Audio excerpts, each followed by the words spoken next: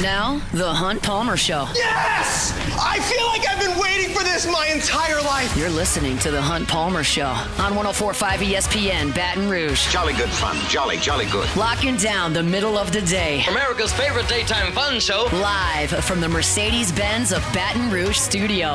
This is Hunt Palmer.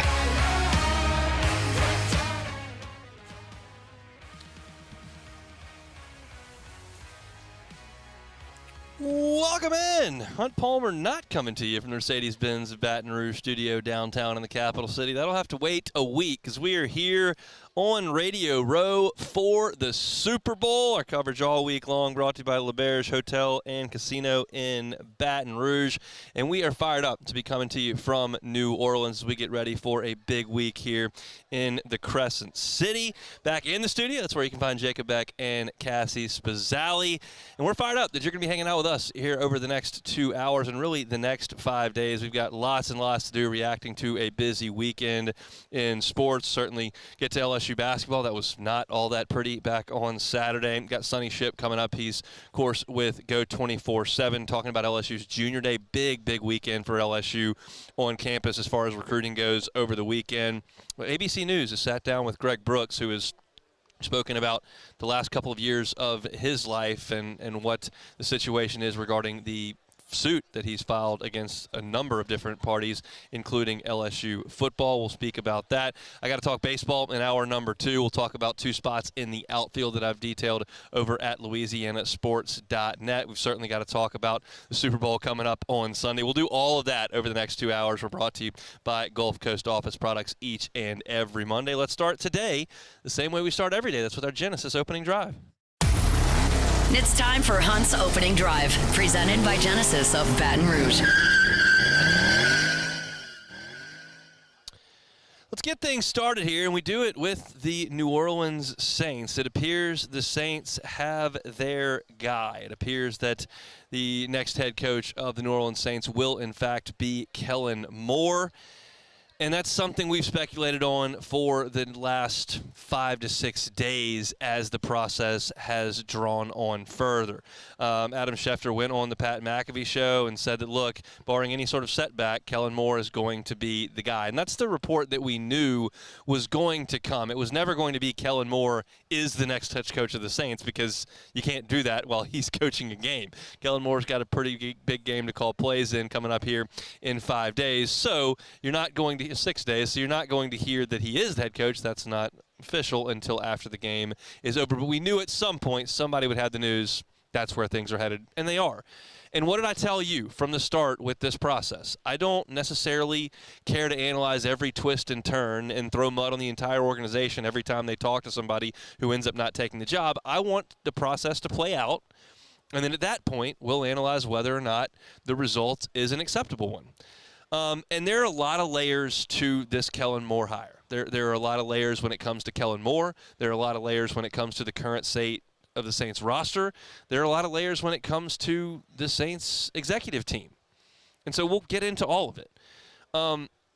Kellen Moore will take over this Saints organization as a 36-year-old. While that does make him the youngest head coach in the National Football League, it does not make him an outlier in any way. Kellen Moore is 36 years old. Ben Johnson's 38. He just took the Bears job. Zach Taylor's 41. He was younger when he took the Bengals job, obviously, having been there now for 5 years. D'Amico Ryans is 40. Leon Cohen is 39. Sean McVay is 39. Mike McDaniel is 41. Kevin O'Connell is 39. Mike McDonald is 37. He just got the job in Seattle. So it's a young man's game. Yes, Pete Carroll just got hired. Yes, you've got some guys in the league who are older than others. We understand that. But there's a large chunk of the league that has gone to head coaches that are closer to 35 than 55. And that's where the Saints stand with Kellen Moore. I believe that Kellen Moore is a really good offensive mind.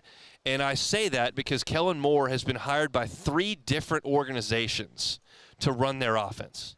He did it in Dallas, an organization that knew him exceptionally well from his time as a player. They immediately trusted him to be the quarterback coach, and then immediately after that trusted him to be the offensive coordinator. He was hired then by L.A. I always want to say San Diego. He was hired by L.A., ran their offense. Once there was a coaching change there, boom, Philly, one of the most respected and well-run organizations in the league. Oh, by the way, they'll be here this week. Said, we want you to be our guy. And he led the NFL in touchdowns in Dallas one season. He's got the Eagles playing really good football on offense. I believe Kellen Moore to be a very, very good offensive mind. And that's a good thing for New Orleans, obviously. He has never had experience being a head coach, and that's the one thing you just can't really know. You can't know if the guy's going to be able to come in, be organized, run an organization, hire coaches, retain the right staff, set the culture, all those things. He's never had an opportunity to do. Mike McCarthy's done it. You know he can do it. But you don't get that benefit when you hire Kellen Moore. So that's a big question mark. And we can debate the merits beyond that until the cows come home, and I'm sure we will as time goes on. But I think probably more importantly is the big picture of the franchise in its entirety. And you all know that the situation right now with the Saints is a bad one. That's not arguable. They're old. That's not arguable. They're way over the salary cap. That's not arguable. They haven't won a lot of football games in the last 3 years. That's not arguable. You can't argue. No one can argue the Saints are in a very good spot. That's impossible. Mickey Loomis can try to sit up there in a press conference and say they haven't done a lot of things wrong and that the injury bugs have been. He can try, but he's the only person that's making that case. Everyone else knows this situation is not good for a myriad of reasons. So you make this hire, and in my opinion, this is a low risk is the wrong word. It's not an urgent hire. And what I mean by that is like Jacksonville better get this right with Liam Cohen or the Trevor Lawrence era is going to end, and you're not going to have much to stand on. The Bears have to get this right for Caleb Williams. Ben Johnson has to be right for the Bears. The Saints aren't in that spot because they're not close to competing at the top of the sport. So if this doesn't work and Kellen Moore has got to be moved on from in 2 or 3 years, I don't think you're going to set the organization back in a big, big way. The most important thing right now to me is the salary cap and the draft. That's what has to be done correctly. And I think that there are probably a lot of people that may get there and go, you are hand-waving a head coaching hire in the NFL? Are you an idiot? And that's not an unreasonable thing to say, but I'm stating the case like the Saints aren't going to be that good this year. The Saints are not going to be great in 2 years, I don't think. They've got work to do on the roster before any head coach can come in there and really turn things around. So if Kellen Moore is the right guy, and he does come in and lay a quality foundation, and he does over the course of the next 15 months identify a quarterback, whether it's in free agency this year, via a trade this year, in the draft this year, in the draft next year, if he does identify a quarterback and you push off the dock with Kellen Moore and this new quarterback and things work, that's great. If you don't, and you do accrue a couple of early draft picks, and you do clear your books, and you do make a change at head coach after 2 or 3 years, well, that's the one you're probably going to have to get right, because at that point, the organization will be ready to take off. It's just not right now. There's a reason all these coaches looked at Mickey Loomis and the Saints organization and said, I'm going to go a different direction. Yeah, I want to go coach the Jets. Okay? Yeah, I'm going to sit this one out. That's what you hear from Aaron Glenn and Mike McCarthy. So the point is not like, Kellen Moore isn't going to work out, who cares? That's not the point. The point is, if Kellen Moore works out, great. If he doesn't, well, you've still got some other things you've got to get worked out in the process, and maybe he's a placeholder. That's just the reality of where the Saints are as an organization. And so, to me, that means this is not a high-leverage hire. This is not one they just have to nail. That's the case in Chicago. It feels similar to that in Jacksonville.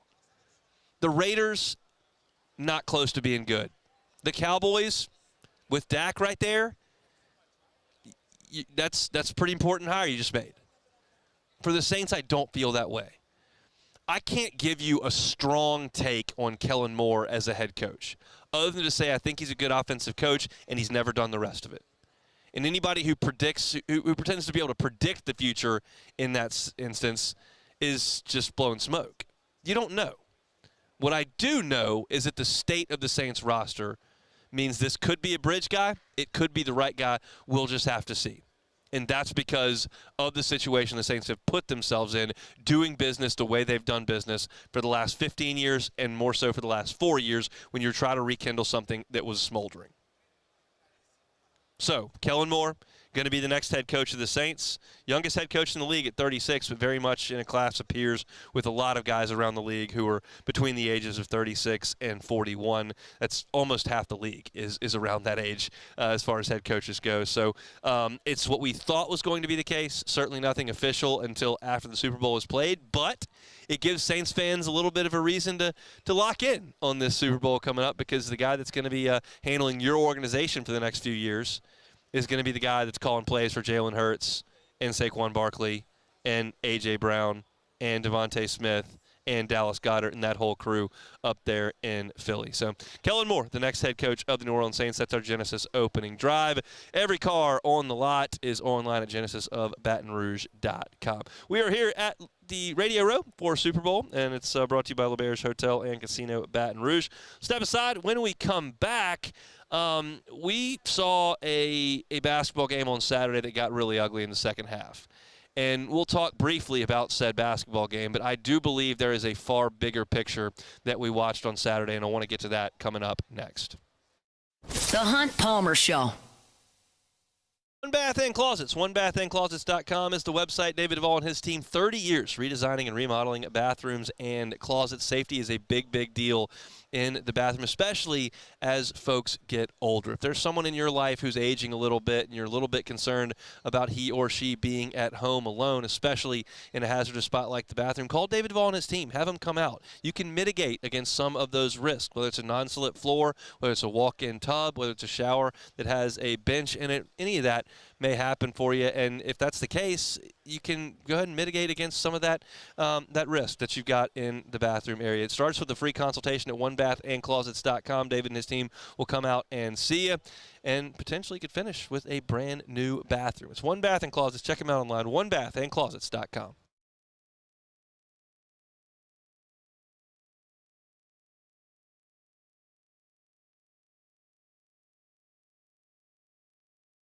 At Bayou Automotive, we believe in a sales process that puts you first. We want you to experience an easy purchase with clear pricing and great service. Let Bayou Ford and Bayou Chrysler Dodge Jeep Ram be your trusted partners in finding your perfect vehicle. The crew at Bayou Automotive is going to do right by you.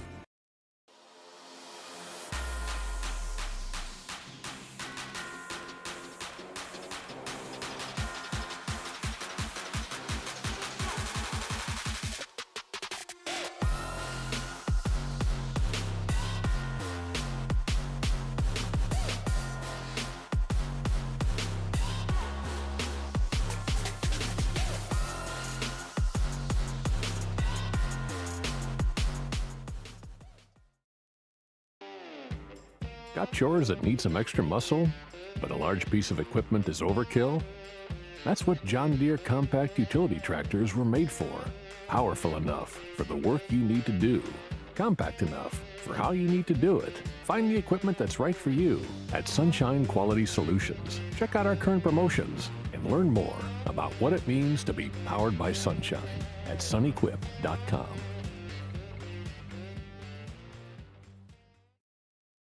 Jerry and Benny Payne began Central Plumbing Company out of their driveway in Tanglewood Subdivision. 50 years later and 4 generations down the road, we continue to serve Baton Rouge and the surrounding areas for all of their plumbing needs. Residential, commercial, industrial, or hospitality, Central Plumbing is here 24/7, 365. We want to thank our customers, family, and friends for 50 years of success. And looking forward to 50 more. Crime has serious consequences, but anyone can make a mistake. If you find yourself in trouble with the law, know that you have rights, and it's okay to demand them.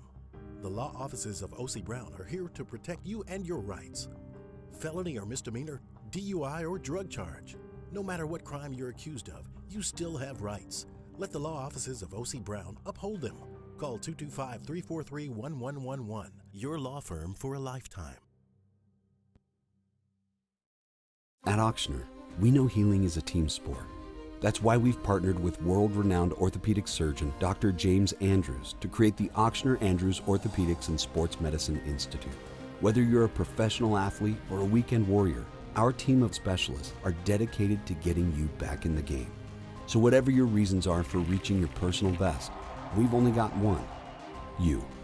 Ochsner Andrews Institute. Long live you.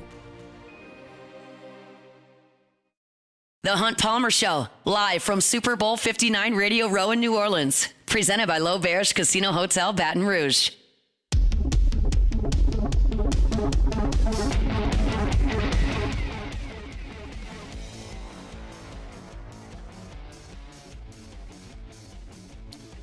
We'll talk with Sonny Shipp from 24/7 Sports coming up in 15 minutes. Huge junior day for LSU football over the weekend. Had nearly 50 visitors on hand, some very, very high-profile ones as well. So we'll talk to Sonny about the fallout from that. LSU also lost a commitment earlier today from a prospect that did not visit over the weekend and instead was in Oxford. So I think the writing's probably on the wall there. But we'll talk to Sonny Shipp about that coming up here shortly. LSU played a basketball game on Saturday night in the PMAC. They honored the 2000 Sweet 16 team for the 25th anniversary of that squad. And the second half of the basketball game was an absolute laugher. Texas absolutely ran away from LSU, winning the game 89-58. It was a 31-point win from the Longhorns, and they led by 20-plus basically the entire second half. And I could sit here and do a 15-minute segment on what we watched in the game on Saturday. I could talk about LSU's complete ineptitude from the three-point line that continued. LSU was just 2 out of 15. I could talk about the turnovers that plagued this team night in and night out. They had 15 more in the game and only forced 7. I could talk about the defensive rebounding, which has been very, very poor all year long. Texas got to the offensive glass for 10 offensive rebounds and turned those into 16 second-chance points. I could talk about LSU offensively being completely neutered because no starter even had 7 points in the game on Saturday. It was a disaster performance, and I could talk about all that. But I don't think that's the story. I'm not trying to be hyperbolic. I'm just telling you what I think. And Matt McMahon took over a mess, as we all know. And Matt McMahon put together a first roster, and they did what they could, and they weren't very good, and they only won a couple of games. And then you pushed off the dock, and you got the sanctions lifted, and you went out there last year, and you took a step forward. You went 9-9. And it was very, very easy for you to look at the roster and situation Matt McMahon started with, to look at the first 2 seasons and see an upward trajectory, to look at the recruiting classes that LSU has stacked up where they're consistently in the top 50, and suggest that in adverse circumstances, LSU was moving in the right direction as a basketball program in the most difficult league in the league in the country. It was reasonable to make those conclusions. But Matt McMahon went on every radio show and every press conference that he could find and talked about how it was time to go make the tournament. Didn't come to LSU to make the NIT. And that was the expectation, that LSU would take that step this year. And now you look up and you're 1-7 in the league, and any expectation that the NCAA tournament was even a possibility is gone, realistically. You've won 1 game against a bad Arkansas team. You have been beaten by all the quality teams on your schedule. A sub-500 SEC Texas team just came into the PMAC and toyed with LSU. So what does this mean? And what it means is that the momentum that the basketball program had picked up is gone. You're going to have a year this year where LSU very likely wins 2 or 3 league games. You're going to likely be a 3-15 conference team. If they prove me wrong, so be it. I'll be thrilled. But that's what it looks like right now. And that would be completely dissipating any momentum that you have created. Now, if you were in a situation where you had developed young players on your roster and you continue to bring them back and supplement it with more young players like you used to do 10 years ago, and you had what you thought would be a really, really good team next year, you could kind of look at that and go, okay, well, that's a tough year. That's a blip on the radar. But the fact is that there's so much roster overturn every single year, we don't know what next year's roster is going to look like. Well, how do you build that roster? Well, you have to raise money. You have to go get money for NIL to pay players. Where does that money come from? The boosters. When do the boosters give money? When they're excited about the product and they want to continue moving upward. Jay Johnson hasn't had a problem with that. Brian Kelly has no problem with that right now. My belief is, and I'm not a part of any of these discussions, my belief is that Matt McMahon is going to have a really, really, really, really, really difficult time getting anyone to contribute significantly to putting together the next roster. That's my belief. And when Matt McMahon signed up to coach at LSU, I don't think he knew exactly what that was going to entail as far as recruiting goes and what NIL would become and what basketball from a men's perspective means in the pecking order at LSU in terms of fan interest. And you lose that momentum, it's very difficult for me to see Matt McMahon raising enough funds to put together a roster good enough to compete in the SEC next year. And that is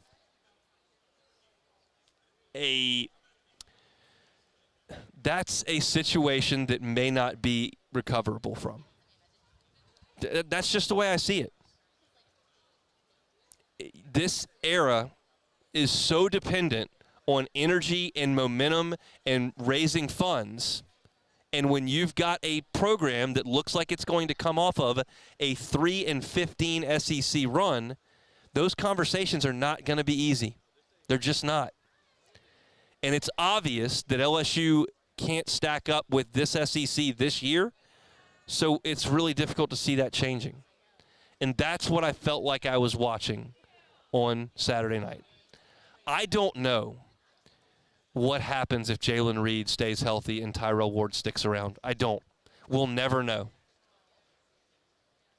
I thought LSU had a pretty good roster assembled. I think Matt McMahon coaches X's and O's pretty well. I think the roster that he has got is not able to stack up with potentially the best conference in the history of college basketball. And every team plays a D game over the course of 18 games. Every team does it. Every team over the course of 18 games has a night where they just aren't very good. And for Auburn, that means you go to South Carolina and you win by a basket. For LSU, that means in a home game against Texas, you get beat by 30. So I'm not saying that one basketball game is an indictment on the entire program. I'm saying that 8 basketball games I've watched make the next 10 basketball games fairly easy to predict. And they don't include 5 LSU wins. Y'all know how much I love that basketball program. I love watching LSU play basketball. I love when the Assembly Center is full and LSU's good, and I love the NCAA tournament. I'm from an era where making the NCAA tournament is far from a guarantee in my lifetime as a basketball fan. I wasn't around in the 80s when Dale Brown made it every year.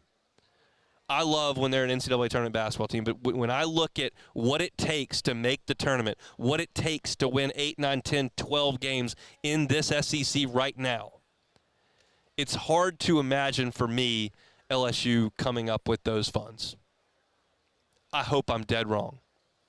I hope there's a fire lit under Matt McMahon and some of the boosters that are not necessarily as giving with basketball, and they decide, hey, we're going to stick some money behind it. But my educated guess, based on living in this state my entire life and understanding what people really get behind and what they maybe don't, is that football program is going to continue to raise a bunch of money, and that baseball program is going to continue to raise a bunch of money, and LSU's basketball booster base isn't as strong. So you're going to miss out on Chris Sinak, which they did, because Tillman Fertitta said, I'm going to have Chris Sinak. And then you get into the transfer portal where you can overhaul a roster like that. Look at Missouri the last 3 years. Tournament team, worst team in the league, okay. Look at Vanderbilt this year. Poof. They're going to be in the tournament. They were awful last year, fired their coach. South Carolina with Lamont Paris. Spike the first year, make the tournament. This year, can't win a game. It's a volatile sport when you're not playing at the top level. Alabama and Auburn have invested. They're in the top 5 in the country. Tennessee's invested. It doesn't always work. Arkansas is invested this year. They stink. They're terrible. But they invested. And they got a couple guys on that team that are going to be NBA players. And they got 2 guys committed in this class that are 5 stars. But roster building is about that fundraising. And when the momentum of a program stalls, especially one that plays, 3rd, 4th fiddle on campus, it's just hard to restart that thing. And they didn't get beat at the buzzer or because there's a bad whistle on Saturday. They got annihilated on their home floor on a Saturday afternoon on a day where you were honoring a team's 25th anniversary. That was a fairly visible disaster that LSU put out there on Saturday. And as I was sitting there watching it, I was thinking to myself, like, this feels tough to respond to. And I'll be pulling for them on Wednesday and play at 9 o'clock Eastern Athens time. And I hope they go to Georgia and get a big win. That'd be great.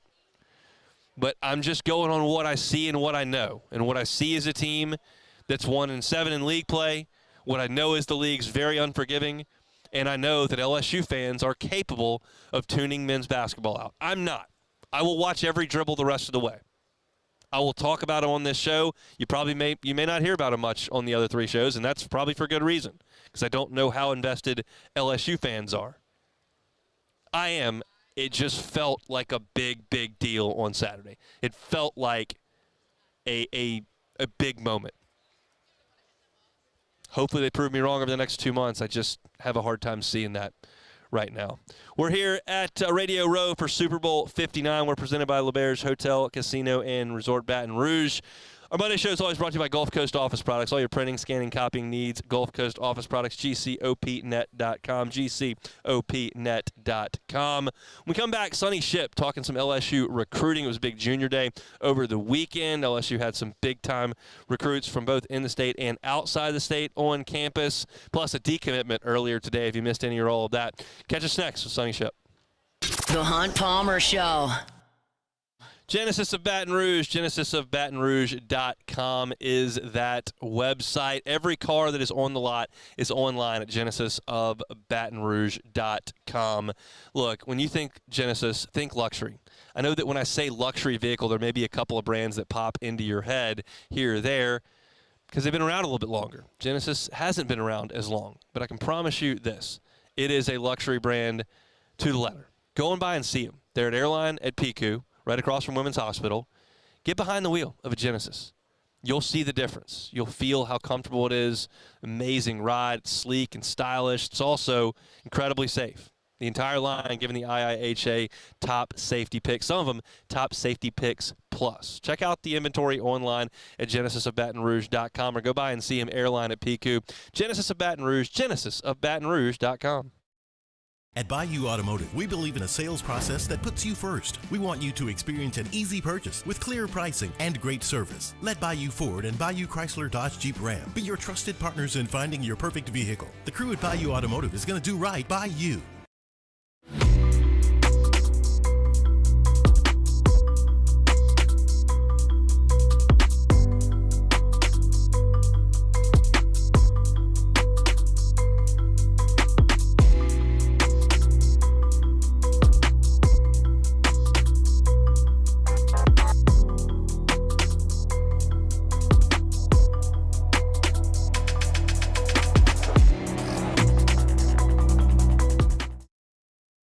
Looking for the ultimate game day experience? Come to the Queen Casino in Baton Rouge. Wall-to-wall TVs mean you'll see every touchdown in HD. Place your bets and feel the thrill of every play with our DraftKings Sportsbook. The Queen Casino, where every moment is a win.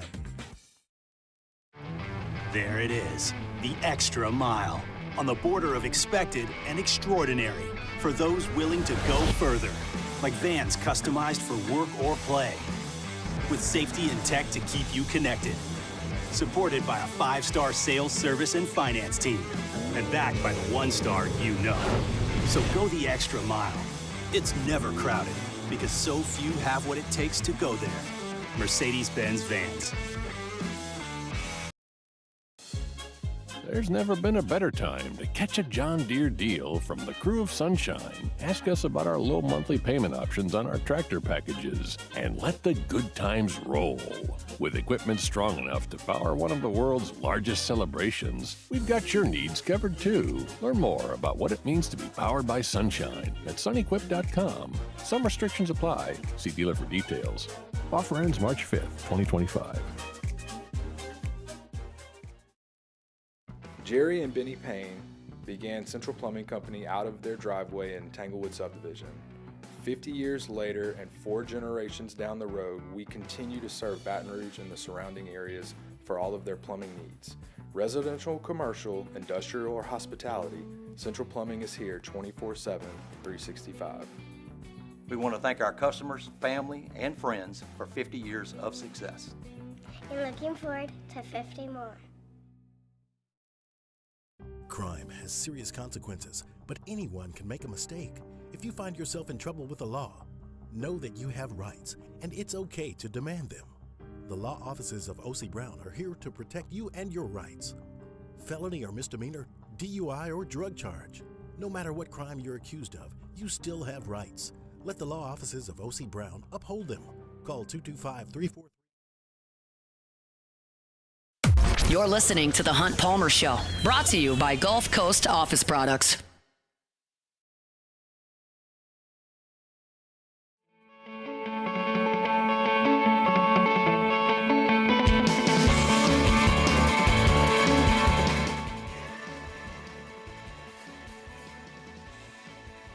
We're here on Radio Row, Super Bowl 59 coming your way this Sunday from the Crescent City. We'll be here all week long. We're brought to you by La Berge Hotel and Casino in Baton Rouge. Let's talk some LSU football recruiting here in the next segment. Sonny Ship from 24/7 Sports, good enough to give us a little bit of time on this Monday. Joins us on the Jim's Firearms Hotline. Sonny, how are you? I'm doing good, man. I ain't as good as you, though. Big comment at Super Bowl Radio Row. This is pretty cool, I'll say. We have not done this as a station before, but obviously with the game right down the road, we had an opportunity to do so. There's some fairly high-profile organizations here on set. Little old 104.5, we're over here in our spot, but it's really cool to see, and I'm excited to get the week rolling here. LSU had a big weekend on campus with a junior day, which included some younger players than juniors, but I think it appears that it was pretty well attended. Give us a feeling about 50 folks on hand as far as prospects go, Sonny. Yeah, and they also were able to get a large portion of the top 10 in Louisiana on campus too. So that really came to that was really good. And the name of the event was Boys from the Boot, which, obviously puts an emphasis on the Louisiana kids. And when you look at 2026 in this state, it's pretty top heavy. You know, guys like Lamar Brown was on campus, Blaine Bradford, the safety out of Catholic High, Jabari Mack, the wide receiver out of Destrehan, he was on campus. All of your commitments were there, and we can really say that after Jaraylin McCoy decommitted today, the Mississippi defensive lineman. And so they had all 5 Louisiana guys who were committed were there. So really, when you look at it, I think it was pretty successful. So tell me about the decommitment earlier from today when you don't show up on campus and instead you go visit an SEC rival and then that recruitment opens up about 20 hours later. I kind of feel like the writing's probably on the wall. But tell us about the decommitment from earlier today and what that means. Yeah, and I'll be honest with you, man. You know, Jaraylin McCoy, he showed up. He's around 6'5", 245, 250, maybe a little bit more than that. But he showed up at LSU's camp, the Brian Kelly's first summer in Baton Rouge. He showed up as a freshman. Everybody's looking at this kid like, oh my God, who is this guy? You know, I mean, he looked like a Greek god. You just don't see freshmen drawn up that way. And unfortunately, though, that was his best moment, because since then he's just continued to slide. And I think that he's a guy that you're going to see eventually slide out of that 4-star rating that he has right now. And look, if there's a position that you feel great about in Louisiana right now for the 2026 class, it's the defensive line, because you've got Lamar Brown, who basically if everything goes the way it's trending right now, he's going to play on the defensive line at defensive end when if he signs with LSU. And the defensive line class is really, really loaded in the state. You've got Richard Anderson, the defensive tackle out of Carr, who is already committed. You've got Dylan Berryman, the big 4-star defensive tackle out of Wassman up around the Monroe area. And you've got some more really talented linemen in this state. And so, I think at the end of the day, fans are going to look back at this and say, okay, who was the guy from Mississippi who decommitted early in the process? It's interesting that you mentioned Lamar Brown because he obviously can play both ways for U-High, and depending on what service you may look at, you may see him on the offensive side or the defensive side of the ball. Has that decision in your mind already been made, and kind of has he expressed an interest? What is the coaching staff saying? How do they want to handle the big young man? He was torn in the beginning of the process. He was kind of torn, and we've got him he's a 5-star pretty much across the board, regardless of which service you look at. And he was, in my opinion, he was equally as talented on either side of the ball when you saw him as a sophomore. I think, as his sophomore year turned into him preparing for his junior year, his focus started to shift more to wanting to play defense.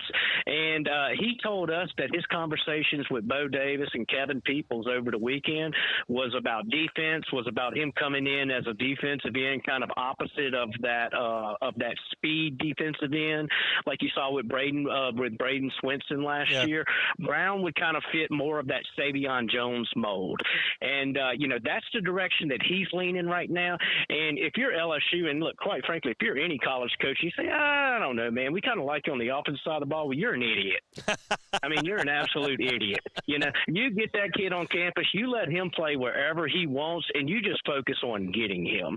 I mean, he is that type of guy. And it's not that often that we've seen guys like that in the past. Look, Morris Claiborne came in as not knowing if he was going to play offense or defense. He's just one of an example that we've seen in the past. And I think Lamar Brown is really unique in the athletic frame that he has and his skill set, in that I think he's a 5-star on either side of the ball, and you don't really see that with a whole lot of guys his size.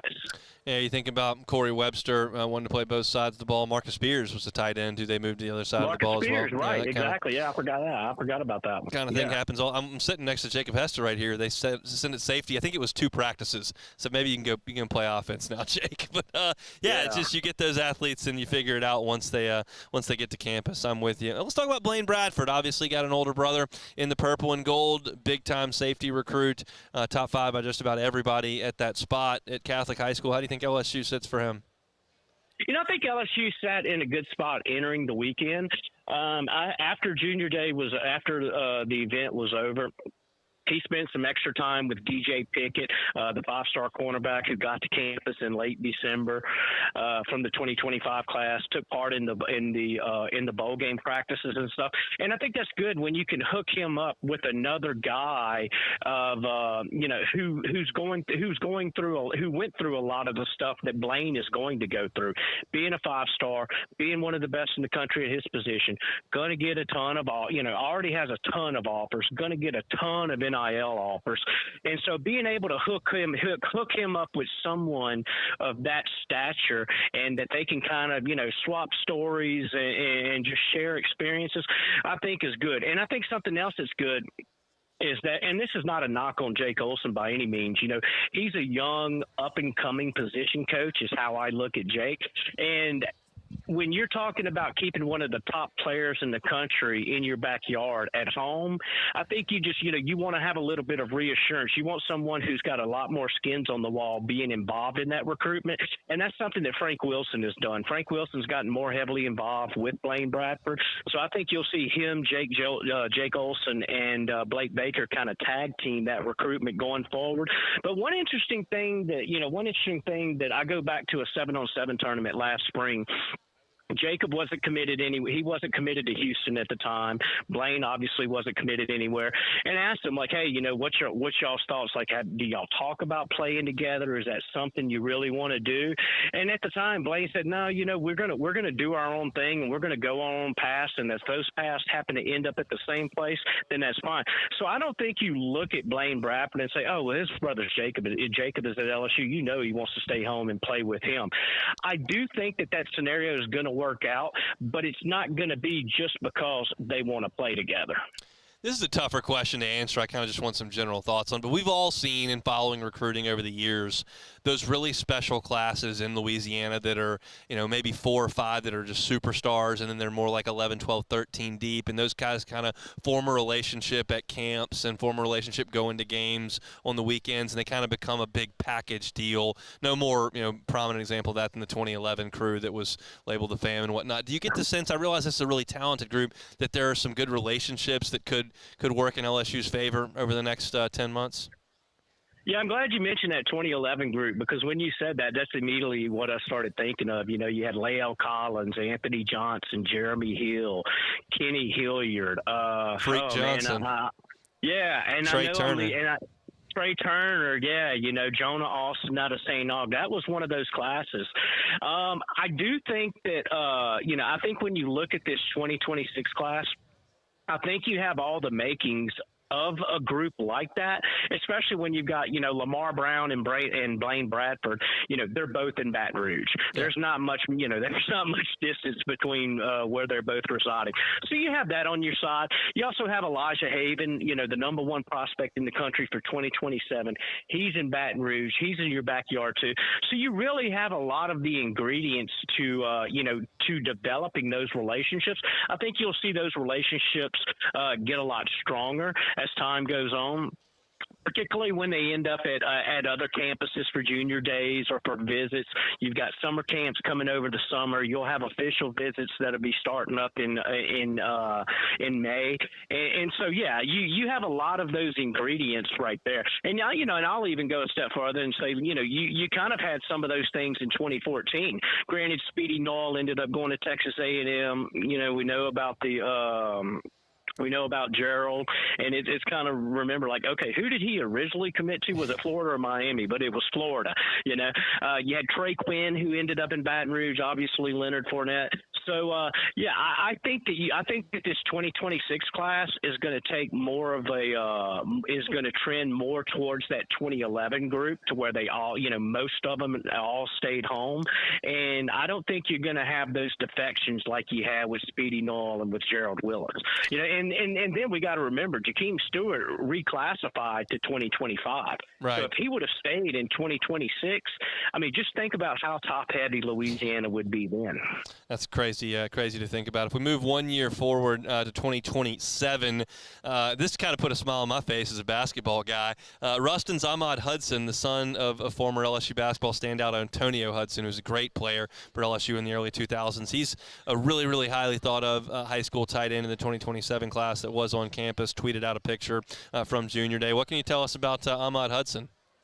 Yeah, I think LSU's in a really strong spot there.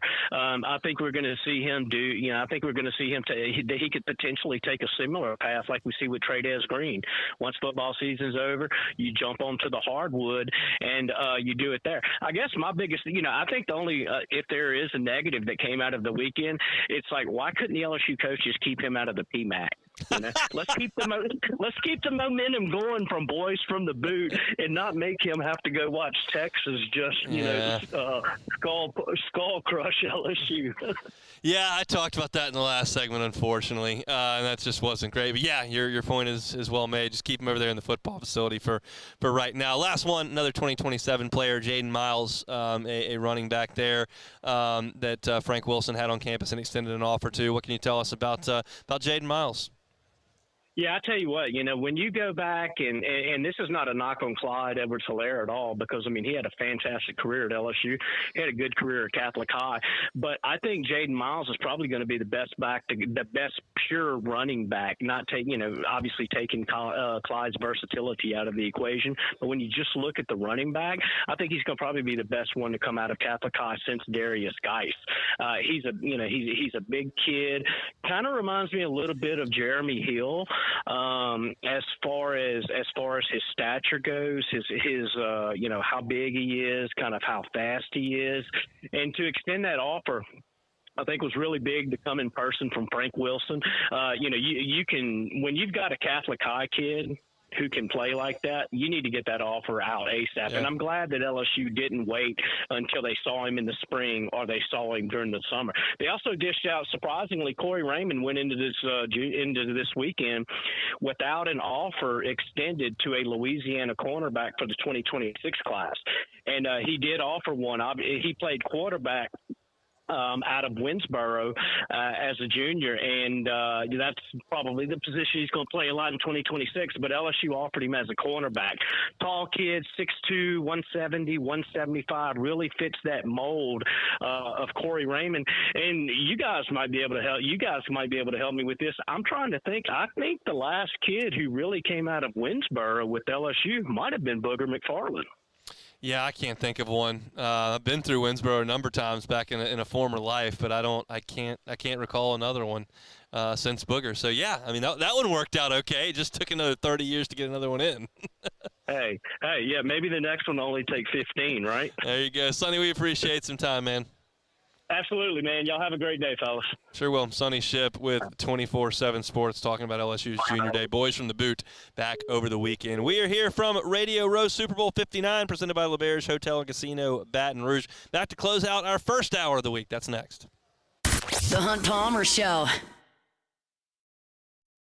At Bayou Automotive, we believe in a sales process that puts you first. We want you to experience an easy purchase with clear pricing and great service. Let Bayou Ford and Bayou Chrysler Dodge Jeep Ram be your trusted partners in finding your perfect vehicle. The crew at Bayou Automotive is going to do right by you.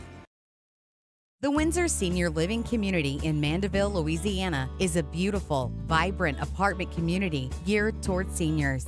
They are nestled right in the heart of Mandeville, where seniors live a more carefree lifestyle in spacious apartments with the peace of mind that comes from having a little extra help. Call the Windsor at 985-624-8040 to schedule a lunch and tour. Come see how the Windsor can be your passport to peace of mind. At Bayou Automotive, we believe in a sales process that puts you first. We want you to experience an easy purchase with clear pricing and great service. Let Bayou Ford and Bayou Chrysler Dodge Jeep Ram be your trusted partners in finding your perfect vehicle. The crew at Bayou Automotive is going to do right by you. Got chores that need some extra muscle, but a large piece of equipment is overkill? That's what John Deere compact utility tractors were made for. Powerful enough for the work you need to do. Compact enough for how you need to do it. Find the equipment that's right for you at Sunshine Quality Solutions. Check out our current promotions and learn more about what it means to be powered by sunshine at sunequip.com.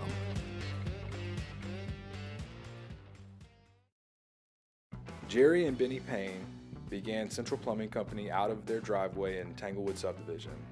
50 years later and 4 generations down the road, we continue to serve Baton Rouge and the surrounding areas for all of their plumbing needs.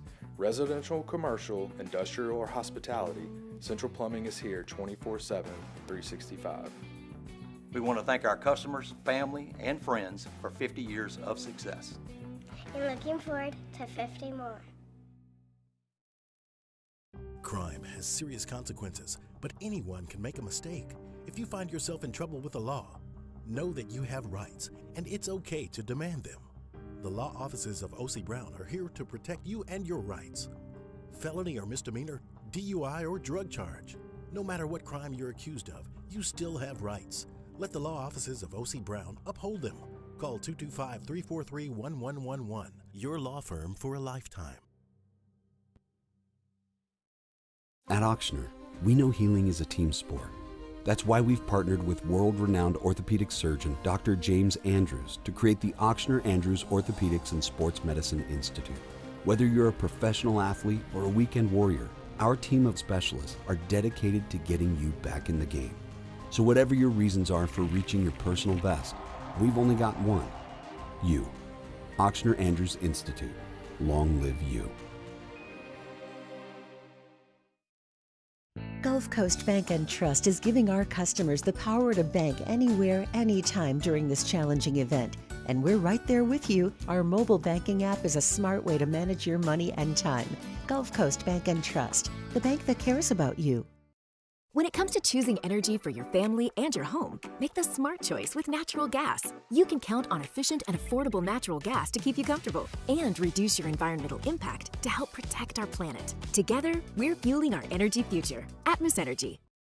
Looking for the ultimate game day experience? Come to the Queen Casino in Baton Rouge. Savor game day platters and snacks, plus drink specials at 1717 Kitchen and Cocktail. So come out for game day and let our team make you the MVP. The Queen Casino, where every moment is a win. Parrish Construction and Roofing. This is Coach Kim Mulkey. Go to This is the Hunt Palmer Show, brought to you by Gulf Coast Office Products.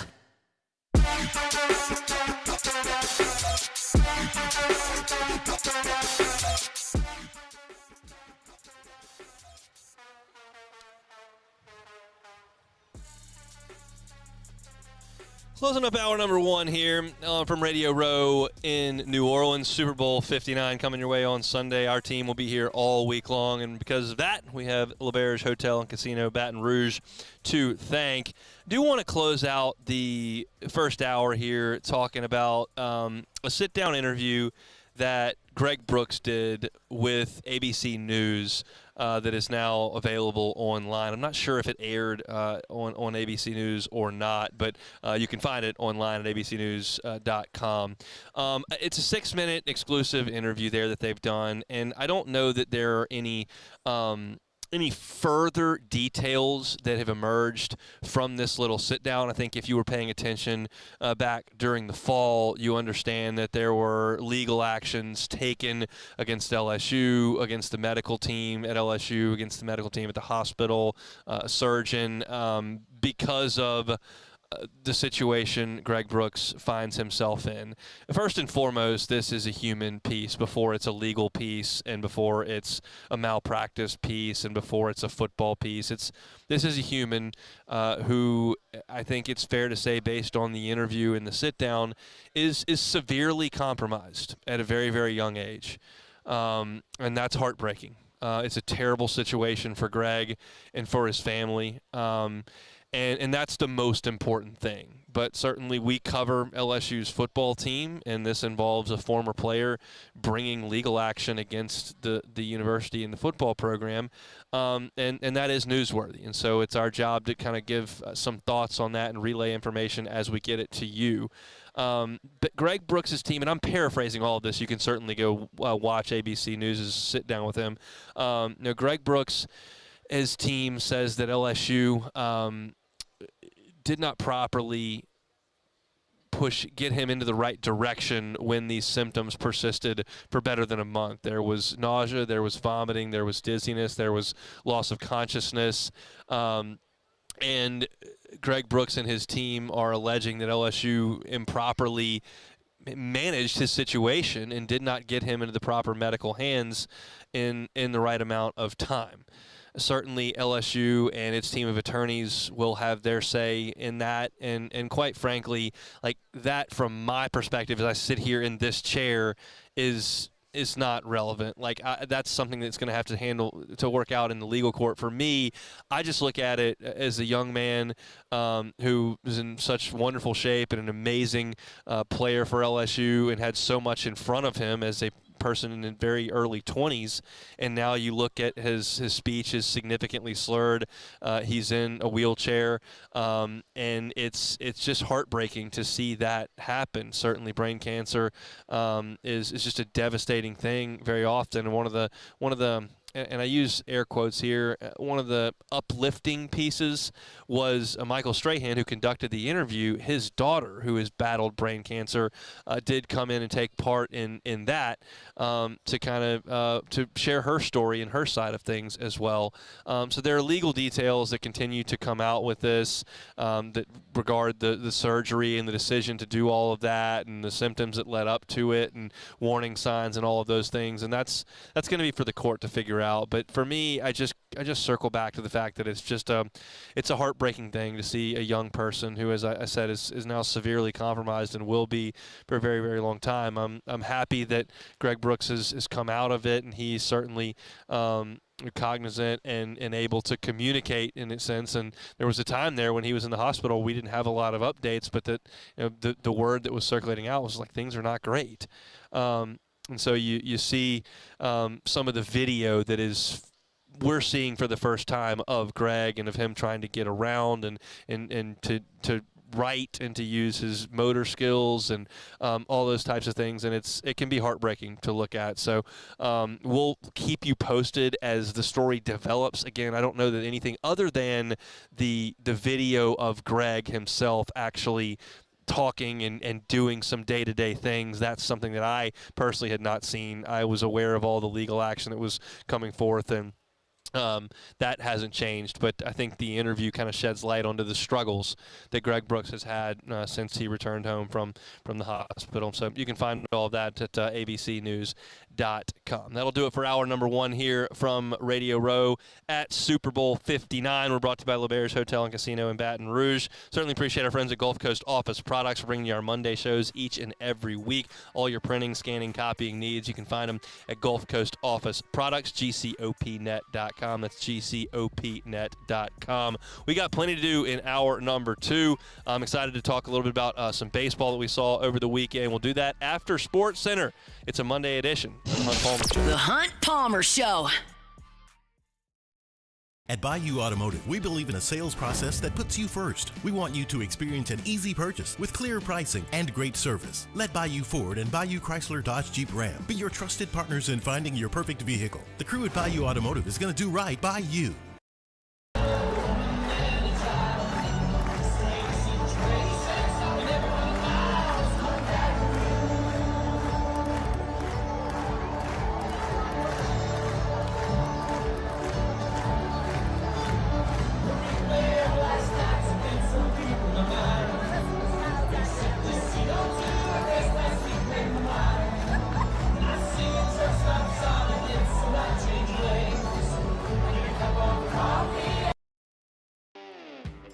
Got chores that need some extra muscle, but a large piece of equipment is overkill? That's what John Deere compact utility tractors were made for. Powerful enough for the work you need to do. Compact enough for how you need to do it. Find the equipment that's right for you at Sunshine Quality Solutions. Check out our current promotions and learn more about what it means to be powered by sunshine at sunequip.com.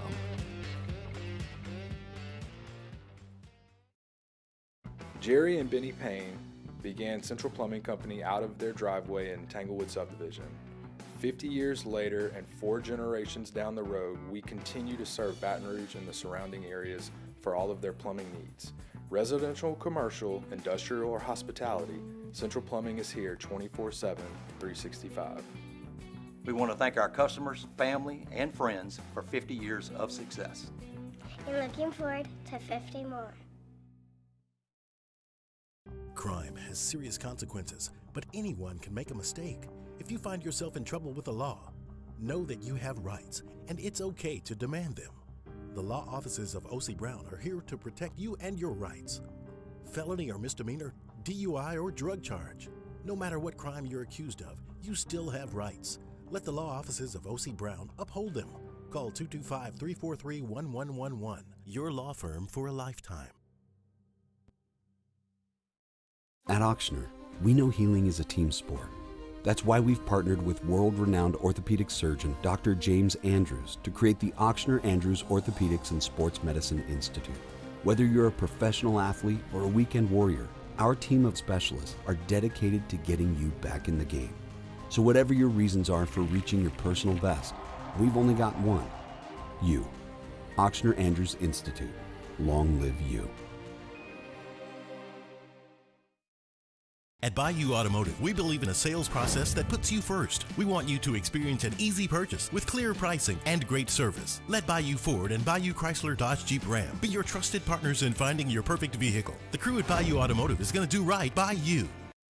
Looking for the ultimate game day experience? Come to the Queen Casino in Baton Rouge. Wall-to-wall TVs mean you'll see every touchdown in HD. Place your bets and feel the thrill of every play with our DraftKings Sportsbook. The Queen Casino, where every moment is a win.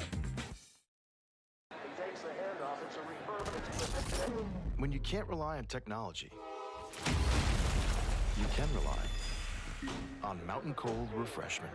Dave's back on. Coors Light. Choose chill. At Atmos Energy, our Smart Choice solutions help customers save energy and emissions with rebates up to $500 off high-efficiency natural gas appliances, smart thermostats, and weatherization upgrades. Together, we're fueling our energy future. Gulf Coast Bank and Trust is giving our customers the power to bank anywhere, anytime during this challenging event. And we're right there with you. Our mobile banking app is a smart way to manage your money and time. Gulf Coast Bank and Trust, the bank that cares about you.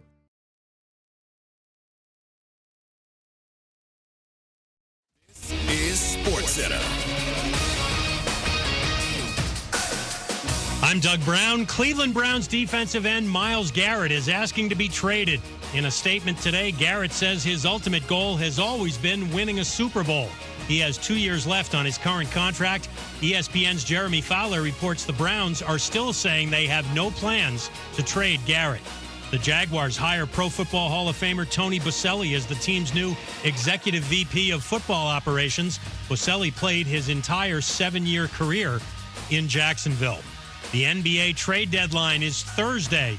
ESPN's Brian Windhurst says the Suns are trying to move Bradley Beal. They are trying to thread a needle in a hurricane, which is to find a trade for Bradley Beal that Bradley Beal will accept. Bradley Beal's value is rough right now because of his contract. Brian Windhurst. And you can add Luka Doncic's father, Sasa, to the list of people unhappy about the trade that said Doncic sent Doncic to the Lakers. The elder Doncic accused the Mavericks of secrecy and hypocrisy. Hey, it's your resident Super Bowl champ, Chris Candy. Coming up Tuesday, as we head towards the big game, I'll tell you who my top 5 non-quarterbacks are in Super Bowl 59. It's unsportsmanlike, 6 a.m. Eastern, right here on ESPN Radio, ESPN2, and ESPNU.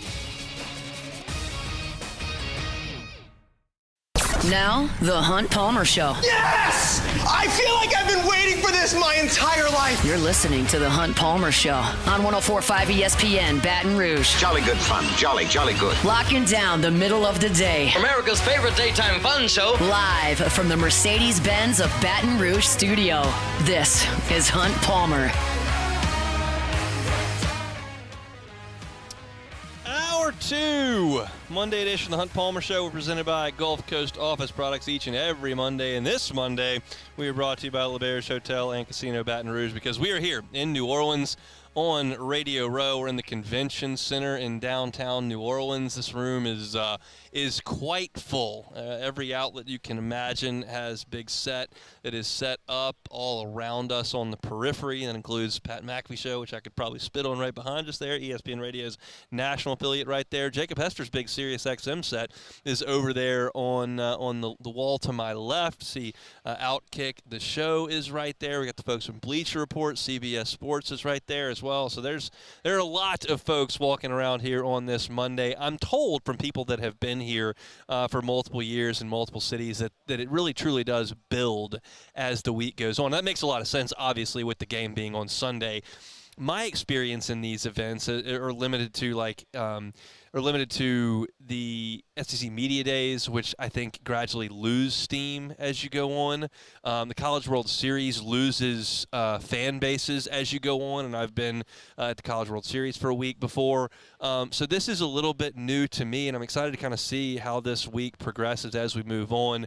Not a ton of Super Bowl talk today for me. I'll do a little bit, and not a lot of guests that we're going to have Super Bowl related today. That's going to build as we move on. Everyone today is trying trying to set up things technically, find their spot, get a lay of the land. There are people that are still arriving. I think we kind of understand where we are because everybody that's here on behalf of Guaranteed Media has spent a lot of time in New Orleans, and I think we're all pretty comfortable with the goings on here. But for a lot of folks, this is a whole new world that they're navigating here. But it's exciting, and I'm thrilled to be here. Y'all know that I'm not a guy that just cannot get enough NFL. I like the NFL, certainly, and I'll be locked in on Sunday for a game that I'm actually excited about with the Chiefs and the Eagles playing.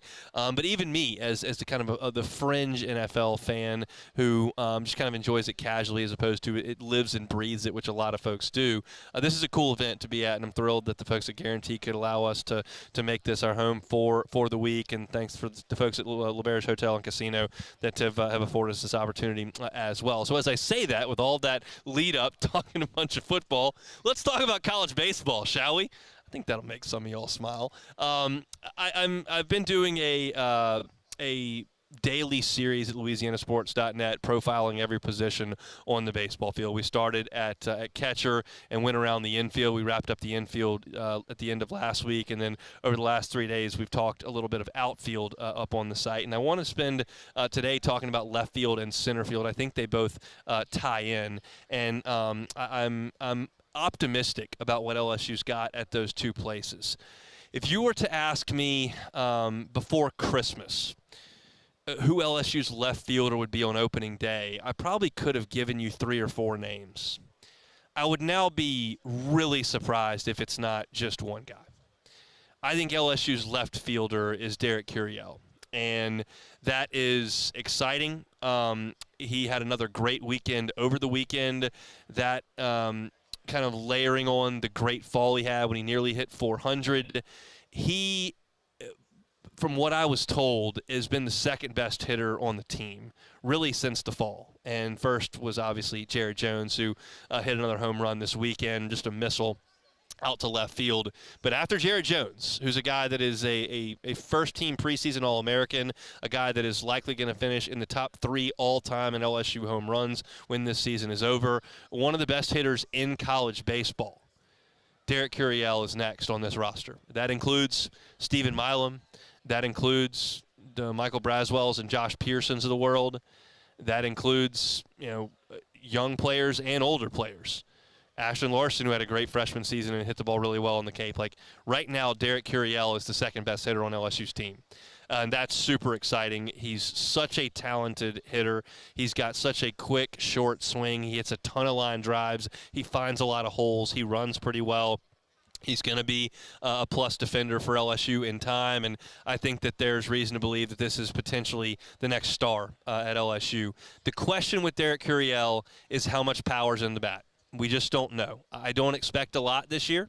I think he'll grow into a little bit like Stephen Milam did last year, but it's not going to be one of those deals where he just kind of hits the ground running for power. If he were already a developed power hitter, he would not be in college because he's got the frame, he's got the early profile as a super athlete who was a perfect game All-American and was in all these showcases and worked out for the national team and all that kind of stuff. Like, if he had grown into that frame and hit for power as a as a senior in high school, he wouldn't be at LSU, but he didn't. So now he is at LSU, and I think there's reason to believe that you're talking about a guy who's going to be a power hitter in time, but not right now because, again, if that tool had already developed, he'd be a pro baseball player right this second. So I'm pumped about Derek Curiel in left field, and I think there's reason to believe that he could stick there all year. Right now, I believe the center field spot to be in Chris Stanfield's hands. Jake Brown started the regional after the first game in center field. You lose Paxton Kling, you lose Mac Bingham, who played a lot of center field for you as well. But right now, it stands that Chris Stanfield's probably your leader in center field. And I think those two guys are – in a world where there are 7 to 8 outfielders that could play, I think those two guys have the top 2 slots. I think they're ahead of Jake Brown. I think they're ahead of Ashton Larson. I think they're ahead of Josh Pearson. I think they're ahead of Ethan Fry. I think they're ahead of Dalton Beck. I think those two guys are very likely to be starters on opening day in a week and a half and are, I think, likely to start more than they don't. While I think there are guys that Jay Johnson wants to get at bat to in the outfield, I think that most of those guys will play designated hitter and right field because right now I think that Stanfield is the center fielder and Curiel is the left fielder. Now, Stanfield plays a solid center field. He runs well. He led Auburn last year in multi-hit games. He was almost a 280 hitter in SEC play last year, which is solid. Keep in mind when you see guys that are hitting, 328 on the season, oftentimes those guys are 291 SEC hitters that light up the non-conference games and the midweek games. So to have Stanfield in that realm as about a 280 SEC hitter proves he can do it. This is a guy that kind of picked on LSU a little bit for 2 years, and Jay Johnson had seen enough. He got 2 hits off Paul Skeens as a true freshman 2 years ago, and then last year had a big 3-hit game against LSU, and Jay remembered that and said, hey, that's a guy that if he ever ends up at the transfer portal, that's a guy that I want to go after. So the hope for Jay Johnson with Chris Stanfield is that you take an average to slightly below average SEC hitter and you develop him into an above-average SEC hitter. It's the exact same thing LSU did with Michael Braswell last year. At South Carolina, Braswell, over the course of 2 seasons, had like 18 extra base hits. And this past season in Baton Rouge, I think he had 17 extra base hits. He walked a lot. He got on base at a better than 40% clip and became a solid everyday offensive player. And that's the hope that you've got with Stanfield, that you take him from average and elevate him to far above average. I don't think in Curiel and Stanfield's case you're going to get 10 to 12 home runs from either of them. It would surprise me if you did, but I think you could absolutely see those two guys hitting around 300. In Curiel's case, I think you probably see him hit closer to 330. And then those guys can run a little bit. And I think that LSU is going to use the running game a little bit more this year, just depending on who's up. Jared Jones is up there, and you got to run on first base. They're not going anywhere because Jones can knock them in pretty quickly with a 2-run homer or a gapper.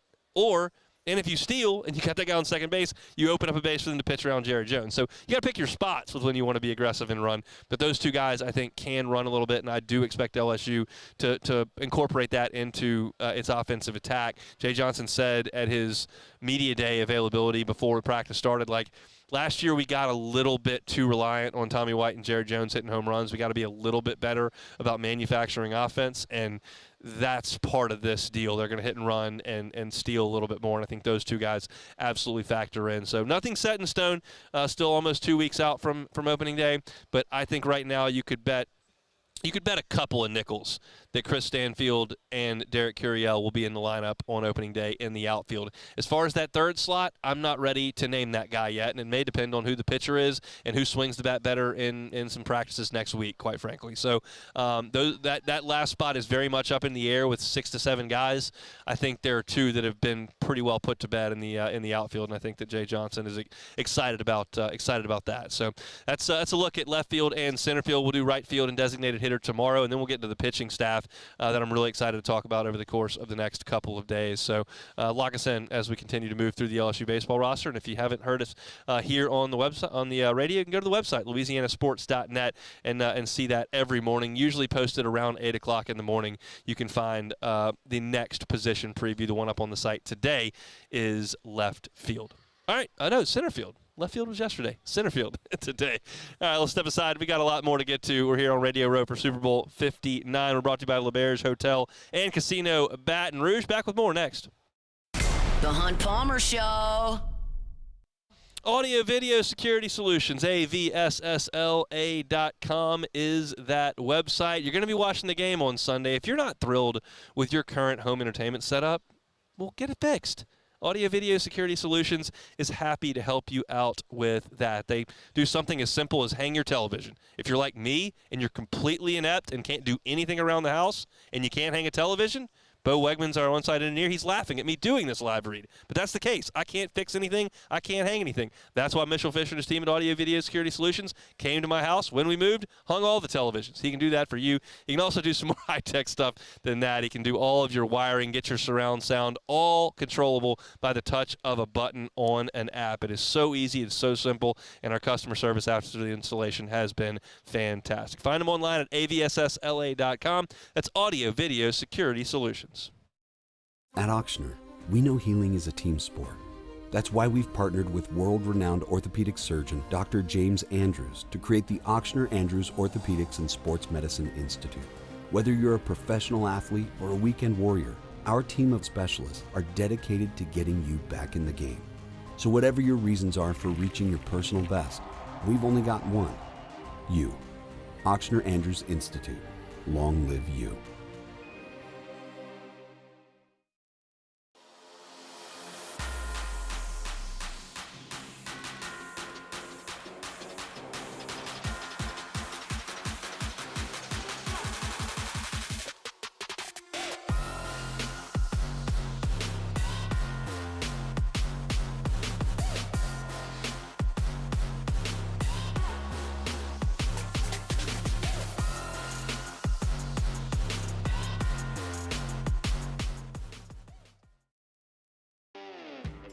Got chores that need some extra muscle, but a large piece of equipment is overkill? That's what John Deere compact utility tractors were made for. Powerful enough for the work you need to do. Compact enough for how you need to do it. Find the equipment that's right for you at Sunshine Quality Solutions. Check out our current promotions and learn more about what it means to be powered by sunshine at sunequip.com.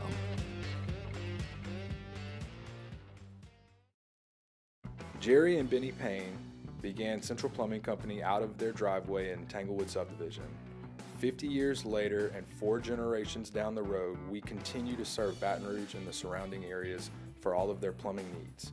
Residential, commercial, industrial, or hospitality, Central Plumbing is here 24/7, 365. We want to thank our customers, family, and friends for 50 years of success. And looking forward to 50 more. Crime has serious consequences, but anyone can make a mistake. If you find yourself in trouble with the law, know that you have rights, and it's okay to demand them. The law offices of O.C. Brown are here to protect you and your rights. Felony or misdemeanor, DUI or drug charge. No matter what crime you're accused of, you still have rights. Let the law offices of O.C. Brown uphold them. Call 225-343-1111. Your law firm for a lifetime. At Bayou Automotive, we believe in a sales process that puts you first. We want you to experience an easy purchase with clear pricing and great service. Let Bayou Ford and Bayou Chrysler Dodge Jeep Ram be your trusted partners in finding your perfect vehicle. The crew at Bayou Automotive is going to do right by you. When it comes to choosing energy for your family and your home, make the smart choice with natural gas. You can count on efficient and affordable natural gas to keep you comfortable and reduce your environment. The Hunt Palmer Show, live from Super Bowl 59 Radio Row in New Orleans. Presented by L'Auberge Casino Hotel, Baton Rouge.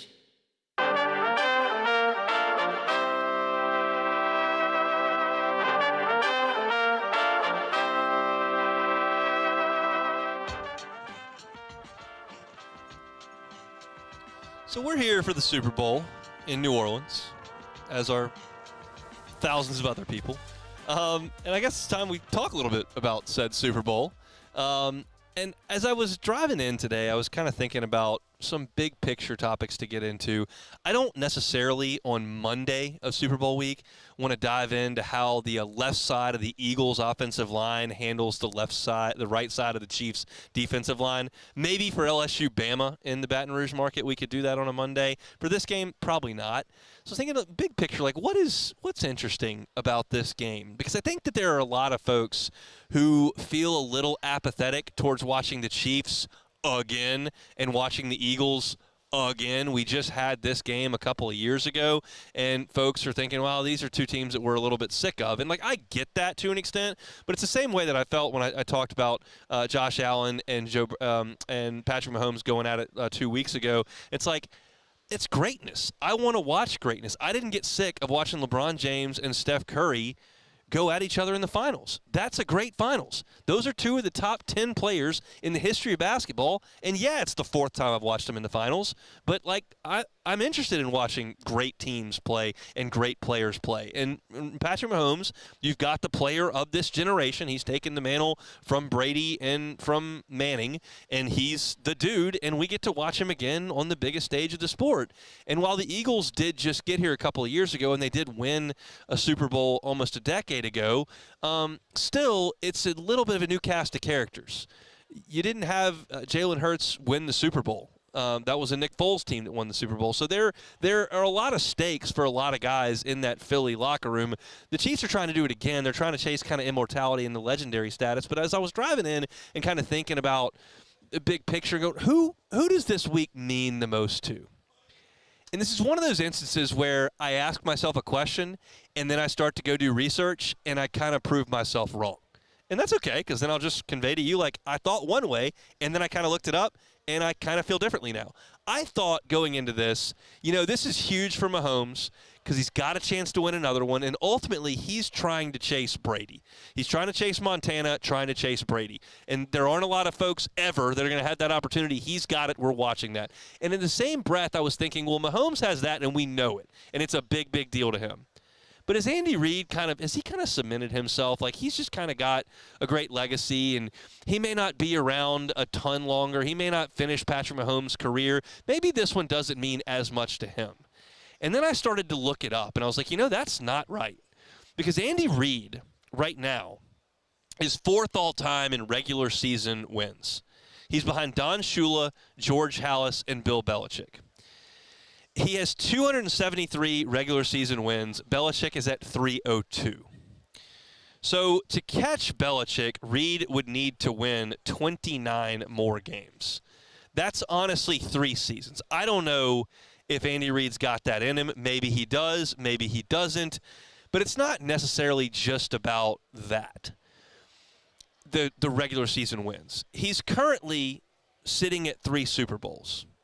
That's half of Belichick. But it's 1 away from tying Chuck Noll for 2nd. He could tie him with the 4th Super Bowl. And keep in mind that Andy Reid has won 65% of his games, 65.1% of his regular season games. Bill Belichick, 64.7%. Brady left, and it dipped hard. Plus, he's got that albatross in Cleveland hanging over him where he was 36-44, which isn't a disastrous record. It's just 8 games under 500. But you're talking about a 4-year run there, and it pales in comparison to the elites in the history of the sport. Reid is 3rd all-time among coaches who have 120 wins in win percentage. And then he could tie Chuck Noll for 2nd all-time in Super Bowls right behind Belichick. So there is another rung of this ladder for Andy Reid to climb, and it's reachable in this game. And you figure if they can win this game, and it could be his 4th Super Bowl, you would guess Reid probably comes back. They've got a great defense. Mahomes is still in his prime. And, he's only 30. He's going to play the month of September next year at 29. It's possible that they could, one, do something no one's ever done, the three-peat, and that's been a big storyline here. But you start to climb rung. You could easily make the case that Andy Reid is the 2nd or 3rd greatest coach in the history of the NFL in a short time here. That is a big deal. I don't know if this is a big deal to Travis Kelce. Statistically speaking, he's done what he's done. He's going to go into the Hall of Fame on the first ballot. Another Super Bowl certainly doesn't hurt him, but I don't think it matters a ton. It matters a ton in Mahomes' chasing of Brady and in Reid's chasing of Belichick, of Halas, of Shula, of Noll. That's cool. Like, that is a big, big freaking deal. And yes, I think it would be fascinating if we were sitting here and the Commanders with a rookie quarterback were playing against the Bills, who lost 4 Super Bowls in a row in the 90s and haven't won one. That would be a great storyline as well, to see somebody break through and do something we've never seen. But the fact that we've never seen a three-peat and there's a team here that's going to do that, whether or not you like Patrick Mahomes, whether or not you like Travis Kelce, whether or not you like Taylor Swift, it's still a big freaking deal. And that's just the Chiefs side of this thing. Jalen Hurts could reach immortality with a win. Nick Sirianni, they wanted to run him out of the city of brotherly love last year because they lost 6 of their last 7. They got smoked in the first round by a bad division champion in Tampa, and they were ready to run him out of there. But he's risen above all that and put together a great team, coached them well, I think a little bit too aggressively at times, and all of a sudden you look up and he's got a chance to win a Super Bowl. Now, Doug Peterson got run out of town pretty quickly after that, and Nick Foles didn't get a lot of love. He does now. But I think it's fascinating on both sides. You've got an Eagles group that has not climbed this mountain before. This is not the Foles, Peterson, Jason Kelsey Eagles. This is the Jalen Hurts, A.J. Brown Eagles. This is the Saquon Barkley Eagles. Yeah, Jeffrey Lurie's involved in all of it, and I get the fact that they've got some executives that were with this group and have done a phenomenal job in kind of moving on to the next iteration of the Eagles and making them as good as they are. But it's a group that's never done it against a group that's trying to do something no one's ever done. And to me, that's really, really cool. I haven't decided the side I'm pulling for. I think there's a part of me that wants to see the Chiefs three-peat because we've never seen it. I heard earlier this morning Jake and T-Bob were going over the teams that have won back-to-back Super Bowls and talked about what they did in year 3. And there was a lot of mediocrity and a lot of heartbreak involved in all that. And the Chiefs have managed to skirt all of that and get back to the biggest stage. You'd be, I think, foolish to bet against them at this point, but I think that is dripping with drama. And I think that this game on Sunday that we'll eventually get to breaking down and certainly talk to a lot of folks about is going to have a lot of intrigue. And I think they're really good football teams, and I think that we're going to get a great game. I don't think the Chiefs aren't equipped to run away from anybody. They didn't run away from anybody all year. All they did was just make plays in the last 6 minutes of games to win them. And the Eagles certainly have run some folks over. They ran Washington over in the championship game, but I don't think they're going to do it to that defense, not Kansas City's defense. It's too good. So I think we're in for a great game on Sunday. I think the storylines around this game are really fun and interesting, and I'm excited to dive into it over the course of the next 4 days here and then to watch it on Sunday. We've got good, warm weather down here for the entire nation to lock in on this city that's the heartbeat of Louisiana, and I think we're in for a great week of entertainment and an awesome football game coming up on Sunday. So just an initial look at some storylines for Super Bowl 59. We are here thanks to our friends at LaBerge Hotel and Casino in Baton Rouge on Radio Row. We'll be here. It'll be OTB, Hunt Palmer Show, and AFR all week long from right here in the Convention Center in New Orleans. So going to be a lot of fun to hang out all week long. Come back. We got 30 minutes to go. It's a Monday edition of the Hunt Palmer Show presented by Gulf Coast Office Products. The Hunt Palmer Show. Genesis of Baton Rouge. GenesisofBatonRouge.com is the website. Every car that is on the lot at Genesis of Baton Rouge at Airline and PQ is online at GenesisofBatonRouge.com. That makes shopping really easy, and they make shopping really easy at Genesis Baton Rouge. You can start your process online.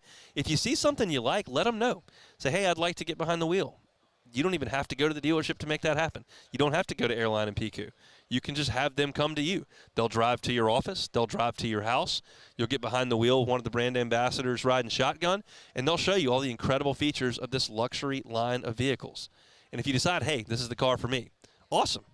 You're not going to have to go to the dealership at that point either. They do digital delivery. They do no e-contracts. And you can be on your way. And every single new Genesis purchase comes with a 10-year, 100,000-mile warranty.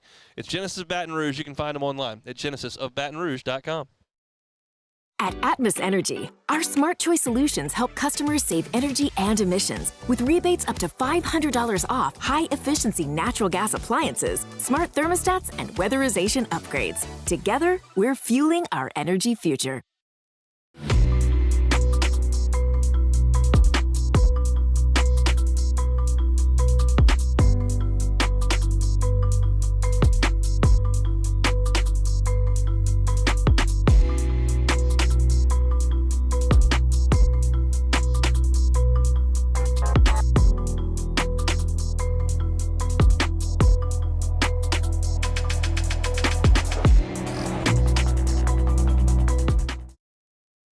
Looking for the ultimate game day experience? Come to the Queen Casino in Baton Rouge. Savor game day platters and snacks, plus drink specials at 1717 Kitchen and Cocktail. So come out for game day and let our team make you the MVP. The Queen Casino, where every moment is a win.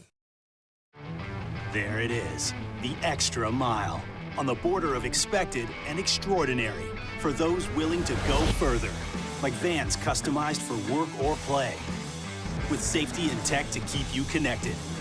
supported by a 5-star sales, service, and finance team, and backed by the 1-star you know. So go the extra mile. It's never crowded because so few have what it takes to go there. Mercedes-Benz Vans. Gulf Coast Office Products is a nationally recognized Savin office equipment dealer based right here in Louisiana. Over 100 employees strong, Gulf Coast has the boots on the ground to support all vertical markets from education, engineering, legal, and finance. With the latest in office technology, from desktop to production segment units, Gulf Coast and Savin have the perfect fit for you. Call 225-756-2644. That's 756-2644 for Gulf Coast Office Products. At Auctioner, we know healing is a team sport. That's why we've partnered with world-renowned orthopedic surgeon Dr. James Andrews to create the Auctioner Andrews Orthopedics and Sports Medicine Institute. Whether you're a professional athlete or a weekend warrior, our team of specialists are dedicated to getting you back in the game. So whatever your reasons are for reaching your personal best, we've only got one: you. Auctioner Andrews Institute. Long live you.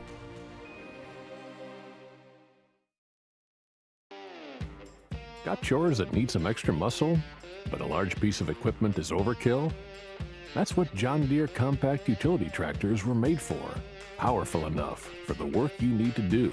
Compact enough for how you need to do it. Find the equipment that's right for you at Sunshine Quality Solutions. Check out our current promotions and learn more about what it means to be powered by sunshine. You're listening to The Hunt Palmer Show, brought to you by Gulf Coast Office Products.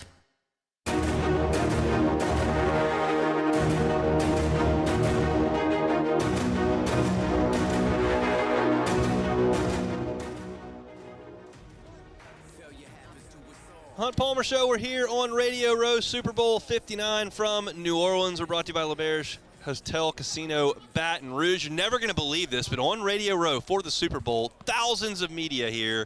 I found a guy wearing the exact same shirt as me. Who would have thunk? Ross Jackson, LouisianaSports.net, our Saints beat reporter, certainly hosts of the Locked On Saints podcast as well, sits down with me. Ross, how we doing? I'm doing great, man. Glad to be here with you. Always fun to see the hustle and bustle here on Radio Row. Yeah, it's the Super Bowl's coming to your city. How you feel about that? Oh, man, I love it. I think New Orleans should host all events. I don't care what the event is. Bring the Olympics here. There's no space. We'll figure it out. It's fine. We'll put things on top of things. It'll be all right. There's a take. Colin Cowherd has a great take on like the Olympics and some things. It's like we don't need to give everybody their opportunity. There are like 5 cities that need to host the Olympics, and we just go back to those all the time. And there are like 3 places that need to host the Super Bowl, and this is certainly one of them, and it's going to be an awesome deal. I'm pumped that the weather's going to be warm, and it's going to be an awesome week here. And no more snow. In the South. Yeah, no, jeez. Think about it, that would have happened. That would have been the worst ever. Yeah. But no such misfortune. It's going to be awesome. Obviously, the news of the day, I opened the show with it today. Adam Schefter goes on the Pat McAfee show, says, hey, barring any last-second glitches, that Kellen Moore's going to be the guy. You had been saying for a week now that if this was going to happen, that would likely be how it was reported because they can't come to anything final until after the Super Bowl. But I would imagine no big surprise today. Yeah, no big surprise at all. This is kind of what we've been looking at here, especially after we saw Mike McCarthy withdraw from the conversation. That was a big moment for this coaching search because it happened right after they did the in-person interview when they flew out to Philly to meet with Kellen Moore. Then all of a sudden Mike McCarthy's like, I'm good. Like, I don't wanna. Because he runs the chance of potentially going up against and losing to his former assistant when it comes to the gig. Not a great look for him as he looks to go into the 2026 coaching cycle. So this is so far kind of going exactly the way that we thought that this would go post-Super Bowl. Very likely that third meeting between the team and Kellen Moore is not going to be any kind of conversation about are you interested? It's going to be more so like, all right, so how do we get the figures figured out? Correct. So my take on this has been I don't really care about the process. Like I know the optics weren't great, but I've seen plenty of gorgeous coaching searches yield a bad result. I've seen plenty of mangled ones yield a reasonable result. So like I don't really care about that part. I just care about the result. The result is Kellen Moore. How do you feel about the way this carried out over the last 3 weeks and then ultimately how it arrived at the final spot? Yeah, it was certainly a roller coaster, to say the least, for New Orleans, right? You get these guys that are kind of the favorites, and then you get certain people that are pulling out and kind of withdrawing and things like that. And so the optics were kind of up and down all throughout. There's no doubt about that. But I think when you end up landing on a 30-something-year-old offensive-minded guy that is considered a genius at his craft and that has the ability and experience, having coached with Dallas, having coached with Los Angeles, the Chargers, and having coached in Philly, to bring in and assemble a staff that could support around him, I think that's a pretty good place to land. My biggest question mark around Kellen Moore was simple. Does he have kind of the oomph, the gusto, the fire, the ferocity to be a head coach? But he's just got to find another way to kind of capture the hearts and souls of the other players that are around him in that locker room. Winning's a good way to start, but you can also build that staff to kind of help you out there. So as long as he can answer that question, I think everything in terms of what you're looking for to potentially work out tools-wise for a head coach, he's got. It appears, I did a quick search, I think he's the youngest coach in the NFL when he takes the job. I've got a bunch of guys listed out right here that were younger than him when they took jobs, but that's their current age there. So, yeah, he's 36, and that is young. Yeah. It doesn't make him an outlier when you start to look at some of the other names on that list. There's a bunch of coaches in the NFL that are between 36 and 41 years old. Yeah, absolutely. And it makes me wonder, sitting here at nearly 35 years old, what am I doing? What am I doing? Why don't I have a head coaching job? You're on Radio Row. Yeah, How does it get any better than it's that? not bad. It's not bad. Yeah, but like you look at this list, right? Ben Johnson, Zach Taylor, D'Amico Ryans. We'll see what happens with Liam Cohen, but like Sean McVay. And Sean McVay took over when he was what? 30. 30 years old, right? So like we've seen this as the trend to go and get the young, unproven guy and give them an opportunity to prove themselves, unproven as a head coach, right? Proven elsewhere, but unproven guys, as opposed to going out and finding the guys that have been there, done that. And like if you want a better comparison of that or a better sort of, I guess, illustration of that, Kellen Moore, Mike McCarthy, and look where the New Orleans Saints are headed. I liked Kellen Moore's offensive track record. He had a season when he was the Cowboys offensive coordinator. They led the NFL in touchdowns. I think this year with a team that looks different than Dallas with Philadelphia, they've leaned heavier on the run game and have been really good at scoring points. And you've had 3 different organizations that have trusted him to run their offense to this point, which I think says a lot about him at a young age. What do you like about a Kellen Moore offense that you've observed? Yeah, I like the chameleon-like nature of it, right? He does a really good job of blending his offense to the talents of the players that are on the roster. We've seen that not work or not happen here in New Orleans. You go back to the Pete Carmichael days, it just felt like talent wasn't being maximized. And in this sort of scheme or system that we've seen from Kellen Moore, he's done a really good job of doing that, right? When he had Dak Prescott and he had him playing at an MVP level up until the injury, they were leading the league in passing for that time. Then you go to Philly, or rather you go to Los Angeles, things are a little shaky there, but things were really shaky under Brandon Staley as a whole, right? A lot of those issues there were like in-game clock management, game management type things, but got Austin Eckler going in the passing game again, was able to finally get Keenan Allen working as a #1 wide receiver, getting Justin Herbert to get the ball out of his hands quickly and kind of command the offense a little bit more, see the field a different way. Kellen Moore, as a former quarterback, has the ability to kind of translate all that. Then you go over to Philly, and you're like, hey, here's Saquon Barkley. He's like, great, let's run him a lot because he's really good. And then you get a 2,000-yard rushing season out of Saquon Barkley, MVP-level play, if MVP wasn't a quarterback award. And now he's coaching in a Super Bowl, right? And so I think that's the thing that you really like is you see a guy here who can at least bring an offense that maximizes the talent that's on that roster.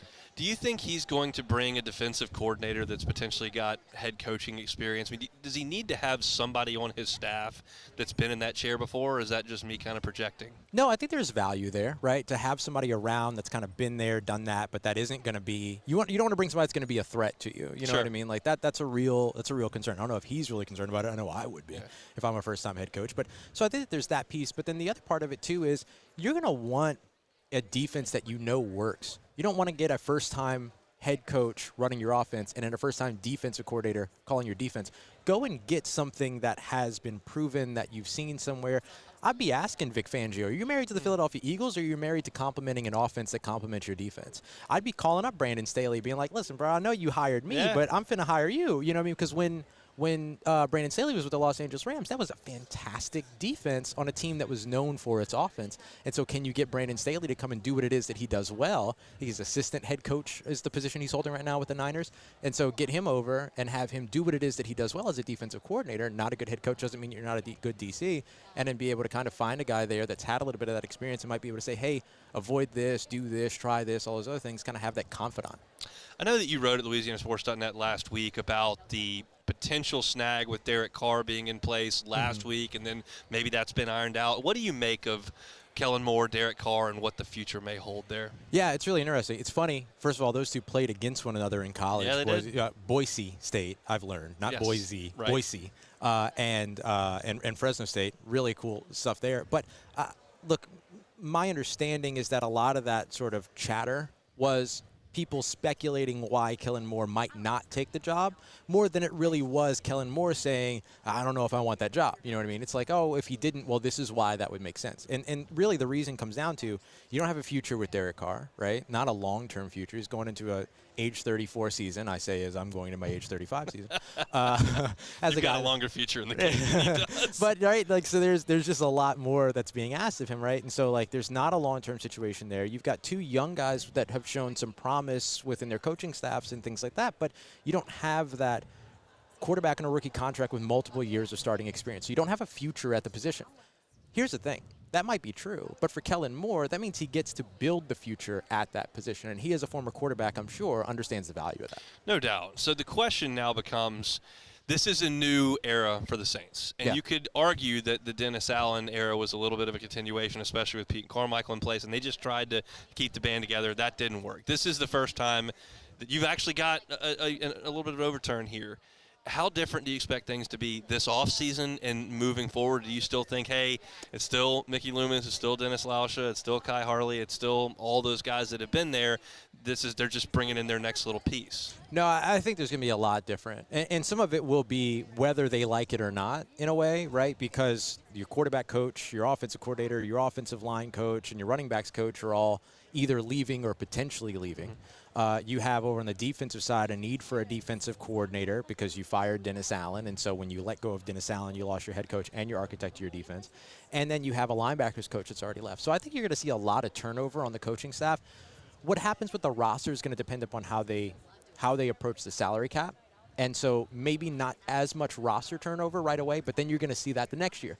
And so really what you're looking at is kind of a couple of seasons of change upcoming to kind of flip things and build everything in the vision of that new head coach, which I think is the right way for the organization to go from here. Do you think the Super Bowl just got more interesting for the Saints fans that are watching because their new head coach is going to be calling plays in the Super Bowl? I'll tell you what, it's a lot nicer for a fan to be able to say that the head coach that their favorite team just hired is a Super Bowl champion than it is to say that they're not a Super Bowl champion, right? You could say that they got to the Super Bowl, but either you're saying they won or you're saying they didn't. So I do think that this Super Bowl, all of a sudden, which is being played in their very backyard, becomes very, very important, or not very important, but becomes very entertaining, very interesting, very intriguing for Saints fans that want to know, hey, does the new head coach that's about to take over my favorite football team, do they have a ring on their finger because of what they were able to do the season before they were hired? I think it's a good situation for Saints fans. What does your work week look like as far as what you're going to be bringing us for .net and as well as Locked On Saints? I'm sure it's going to be pretty busy. I was about to say the answer is yes. What does my work week look like? Yeah. No, I mean, it's a lot. I mean, obviously, like, multiple major stories around the New Orleans Saints today that we're covering over on the site, not straying away from any of that, and then looking at, current head coach, or excuse me, current coaching staff exits and things like that we've already seen, and then looking ahead to the draft as well and free agency in between. So there's just so much, because the next thing you're looking at when you hire Kellen Moore, or when Kellen Moore, if Kellen Moore is hired, however you want to say it, is how does he build out the rest of his coaching staff, and then how does that impact the roster? So we'll be breaking all of that down over at LouisianaSports.net and on Locked On Saints. I'll let you get right back to it right now. Appreciate it, right Ross. At it, man. Thank you. He's Ross Jackson, LouisianaSports.net Saints beat writer, also Locked On Saints. Going to be busy week this week for him, and then next week we imagine there will be a press conference, and they'll push off the dock with the Kellen Moore era coming up very quickly. We'll come back, close out this Monday edition of the Hunt Palmer Show. The Hunt Palmer Show. HighlandIG.com is the website. I know insurance is not the most fun thing in the world to talk about. I did it for 7 years. I know it very, very well, but it's important. And if you're a business owner and the only thing you know about your insurance is that it's expensive and you hope you're covered for some stuff, probably not the best way to go about it. The Highland Insurance Group is not a magic bullet here that's going to come in and cut 20% off your premiums. That's not realistic in the marketplace right now, but they can make sure that your insurance is placed properly with the right coverages at the right rate. That's what they can promise you at the Highland Insurance Group. So give them a chance to audit your policy. It doesn't cost anything. They'll look at what you've got. They'll make sure that the proper precautions have been taken to mitigate against the risk that could negatively impact your business, whether that's a hurricane, cyber attack, car wreck, workers' comp suit, whatever the case may be, they've got you covered at the Highland Insurance Group. Check them out online at HighlandIG.com. They're in Baton Rouge. Jonathan Carver and his team are fantastic people to work with, and we're thrilled to have him here as a member of the Hunt Palmer Show team. It's the Highland Insurance Group. Check them out online, HighlandIG.com. Family owned and community driven. Service Chevrolet Cadillac, a legacy you can trust since 1972.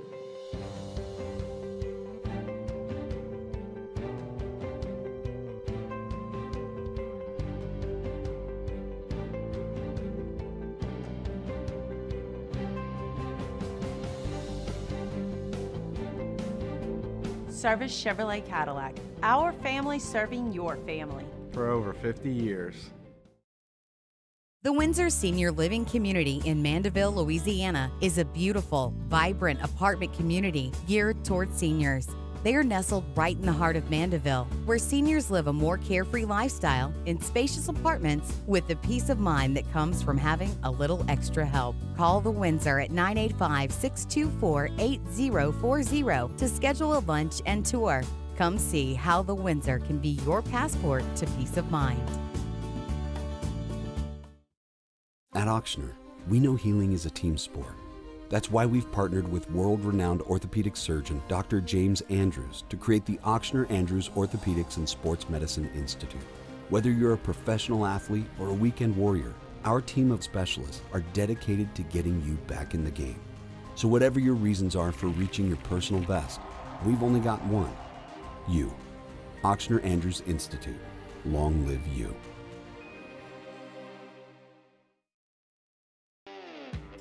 Got chores that need some extra muscle, but a large piece of equipment is overkill? That's what John Deere compact utility tractors were made for. Powerful enough for the work you need to do. Compact enough for how you need to do it. Find the equipment that's right for you at Sunshine Quality Solutions. Check out our current promotions and learn more about what it means to be powered by sunshine at sunequip.com.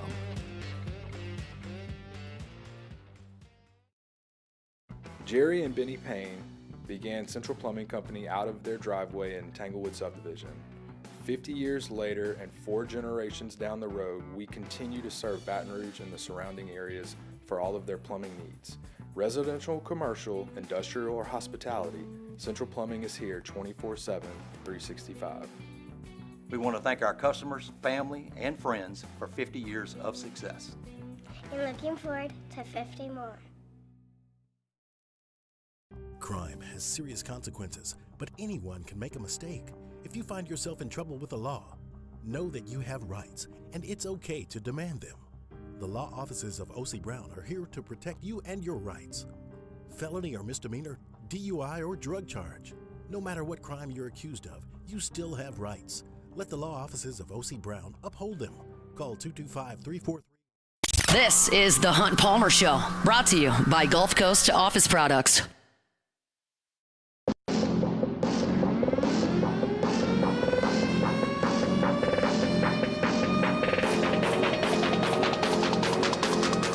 .1045 ESPN Baton Rouge and Citizens Bank and Trust want to help cover your car payments. It's a $5,000 grand prize with a bonus chance to win free car washes from Benny's Car Wash for 6 months.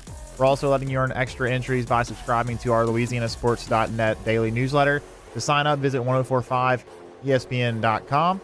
And OTB, AFR, and the Hunt Palmer Show, as you've already heard today, are hitting the road and spending the week on Radio Row, walking you up to Super Bowl 59 in New Orleans. Our coverage is presented locally by LeBear's Casino Hotel Baton Rouge. Listen here on 1045 ESPN Baton Rouge, and of course watch on the 1045 ESPN YouTube channel as well. Shout out Ross Jackson. Appreciate him for jumping aboard here. Our Monday show is brought to you by Gulf Coast Office Products. All your printing, scanning, copying needs, they got you covered at Gulf Coast Office Products. I tell you this every single week, but it's part of the beauty of doing business with a mom and pop shop is that you're going to get incredible customer service, but maybe they don't have all the capabilities that you need when you need them. And then, part of the great deal of working with a big box store is like, oh, well, they got everything you'd possibly want, but if you pick up the phone and call them, you're going to get some sort of recorded message. Are they out of Atlanta or San Francisco? Gulf Coast Office Products right down the middle there. They've got a great local team that is going to be there every step of the way for customer service. They also have the necessary resources to help you with your printing, scanning, and copying needs.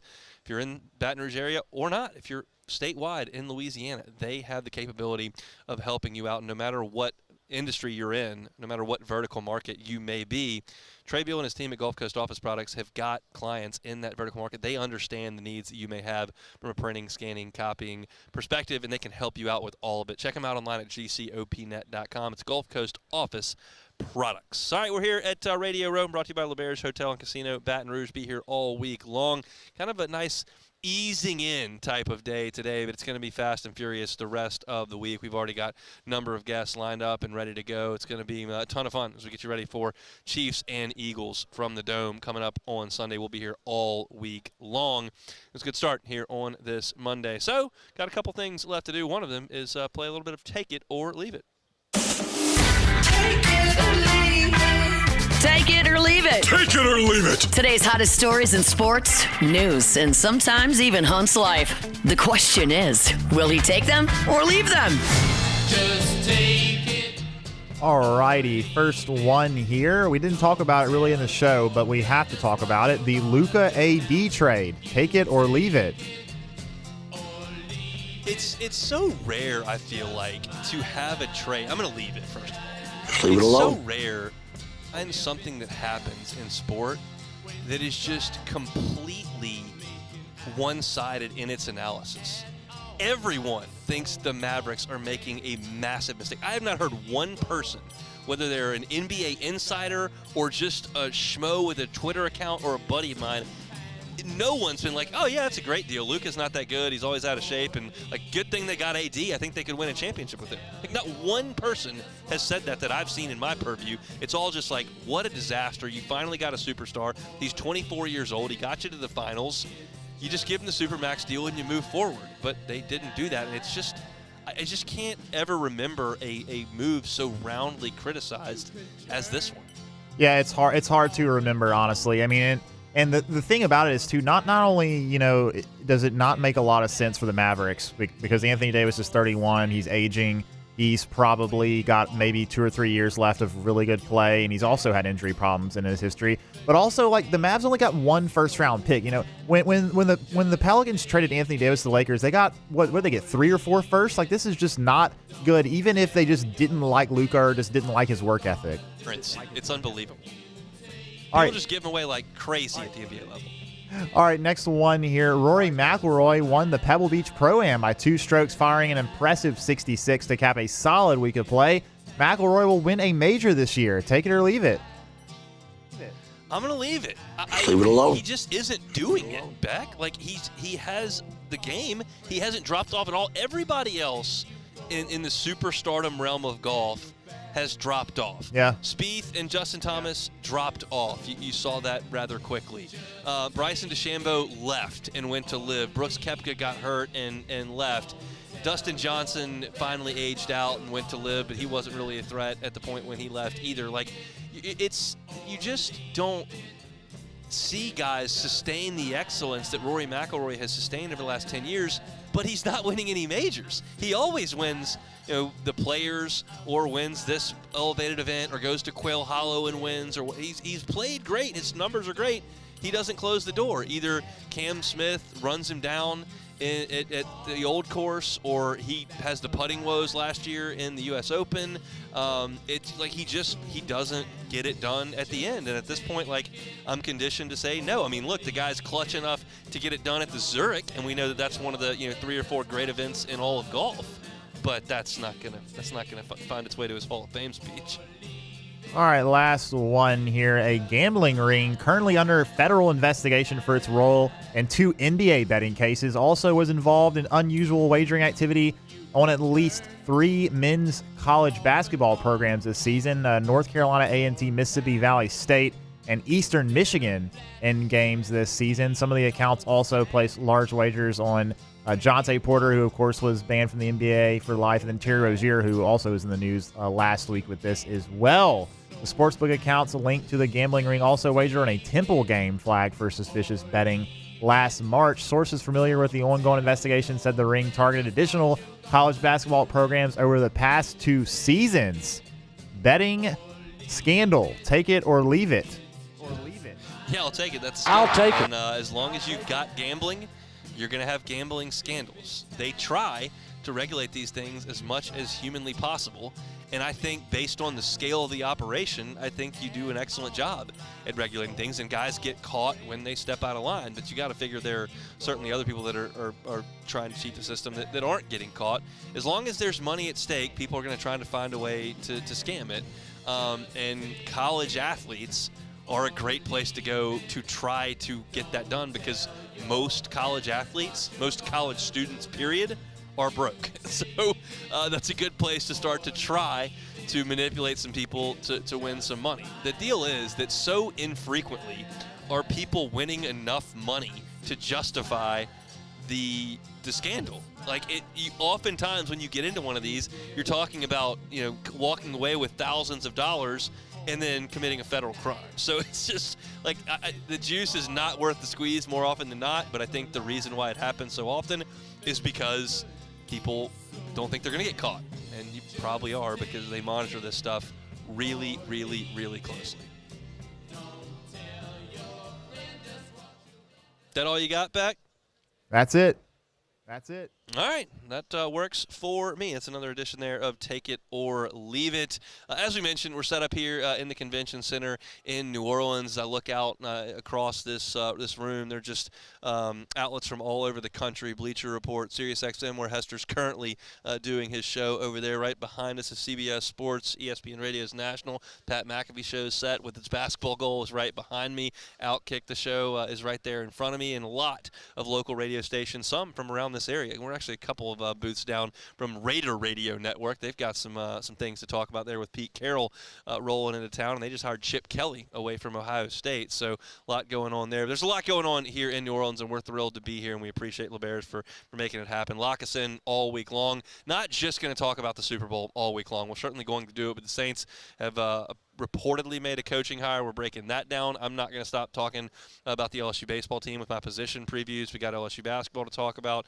as well. So we'll cover most of the general topics, but the good thing is starting tomorrow, we'll continue to have a lot of guests cycle through that'll be able to talk about this game and a lot of national storylines as well, and that's the beauty of this. We wouldn't really have those opportunities back in studio at the rate we will here. So thankful to the Guarantee executive team for letting this and making this happen, and appreciative of Bears for sponsoring it as well. I'm going to get out of here. If you missed any of the show today, you can catch it on demand wherever you find your sound.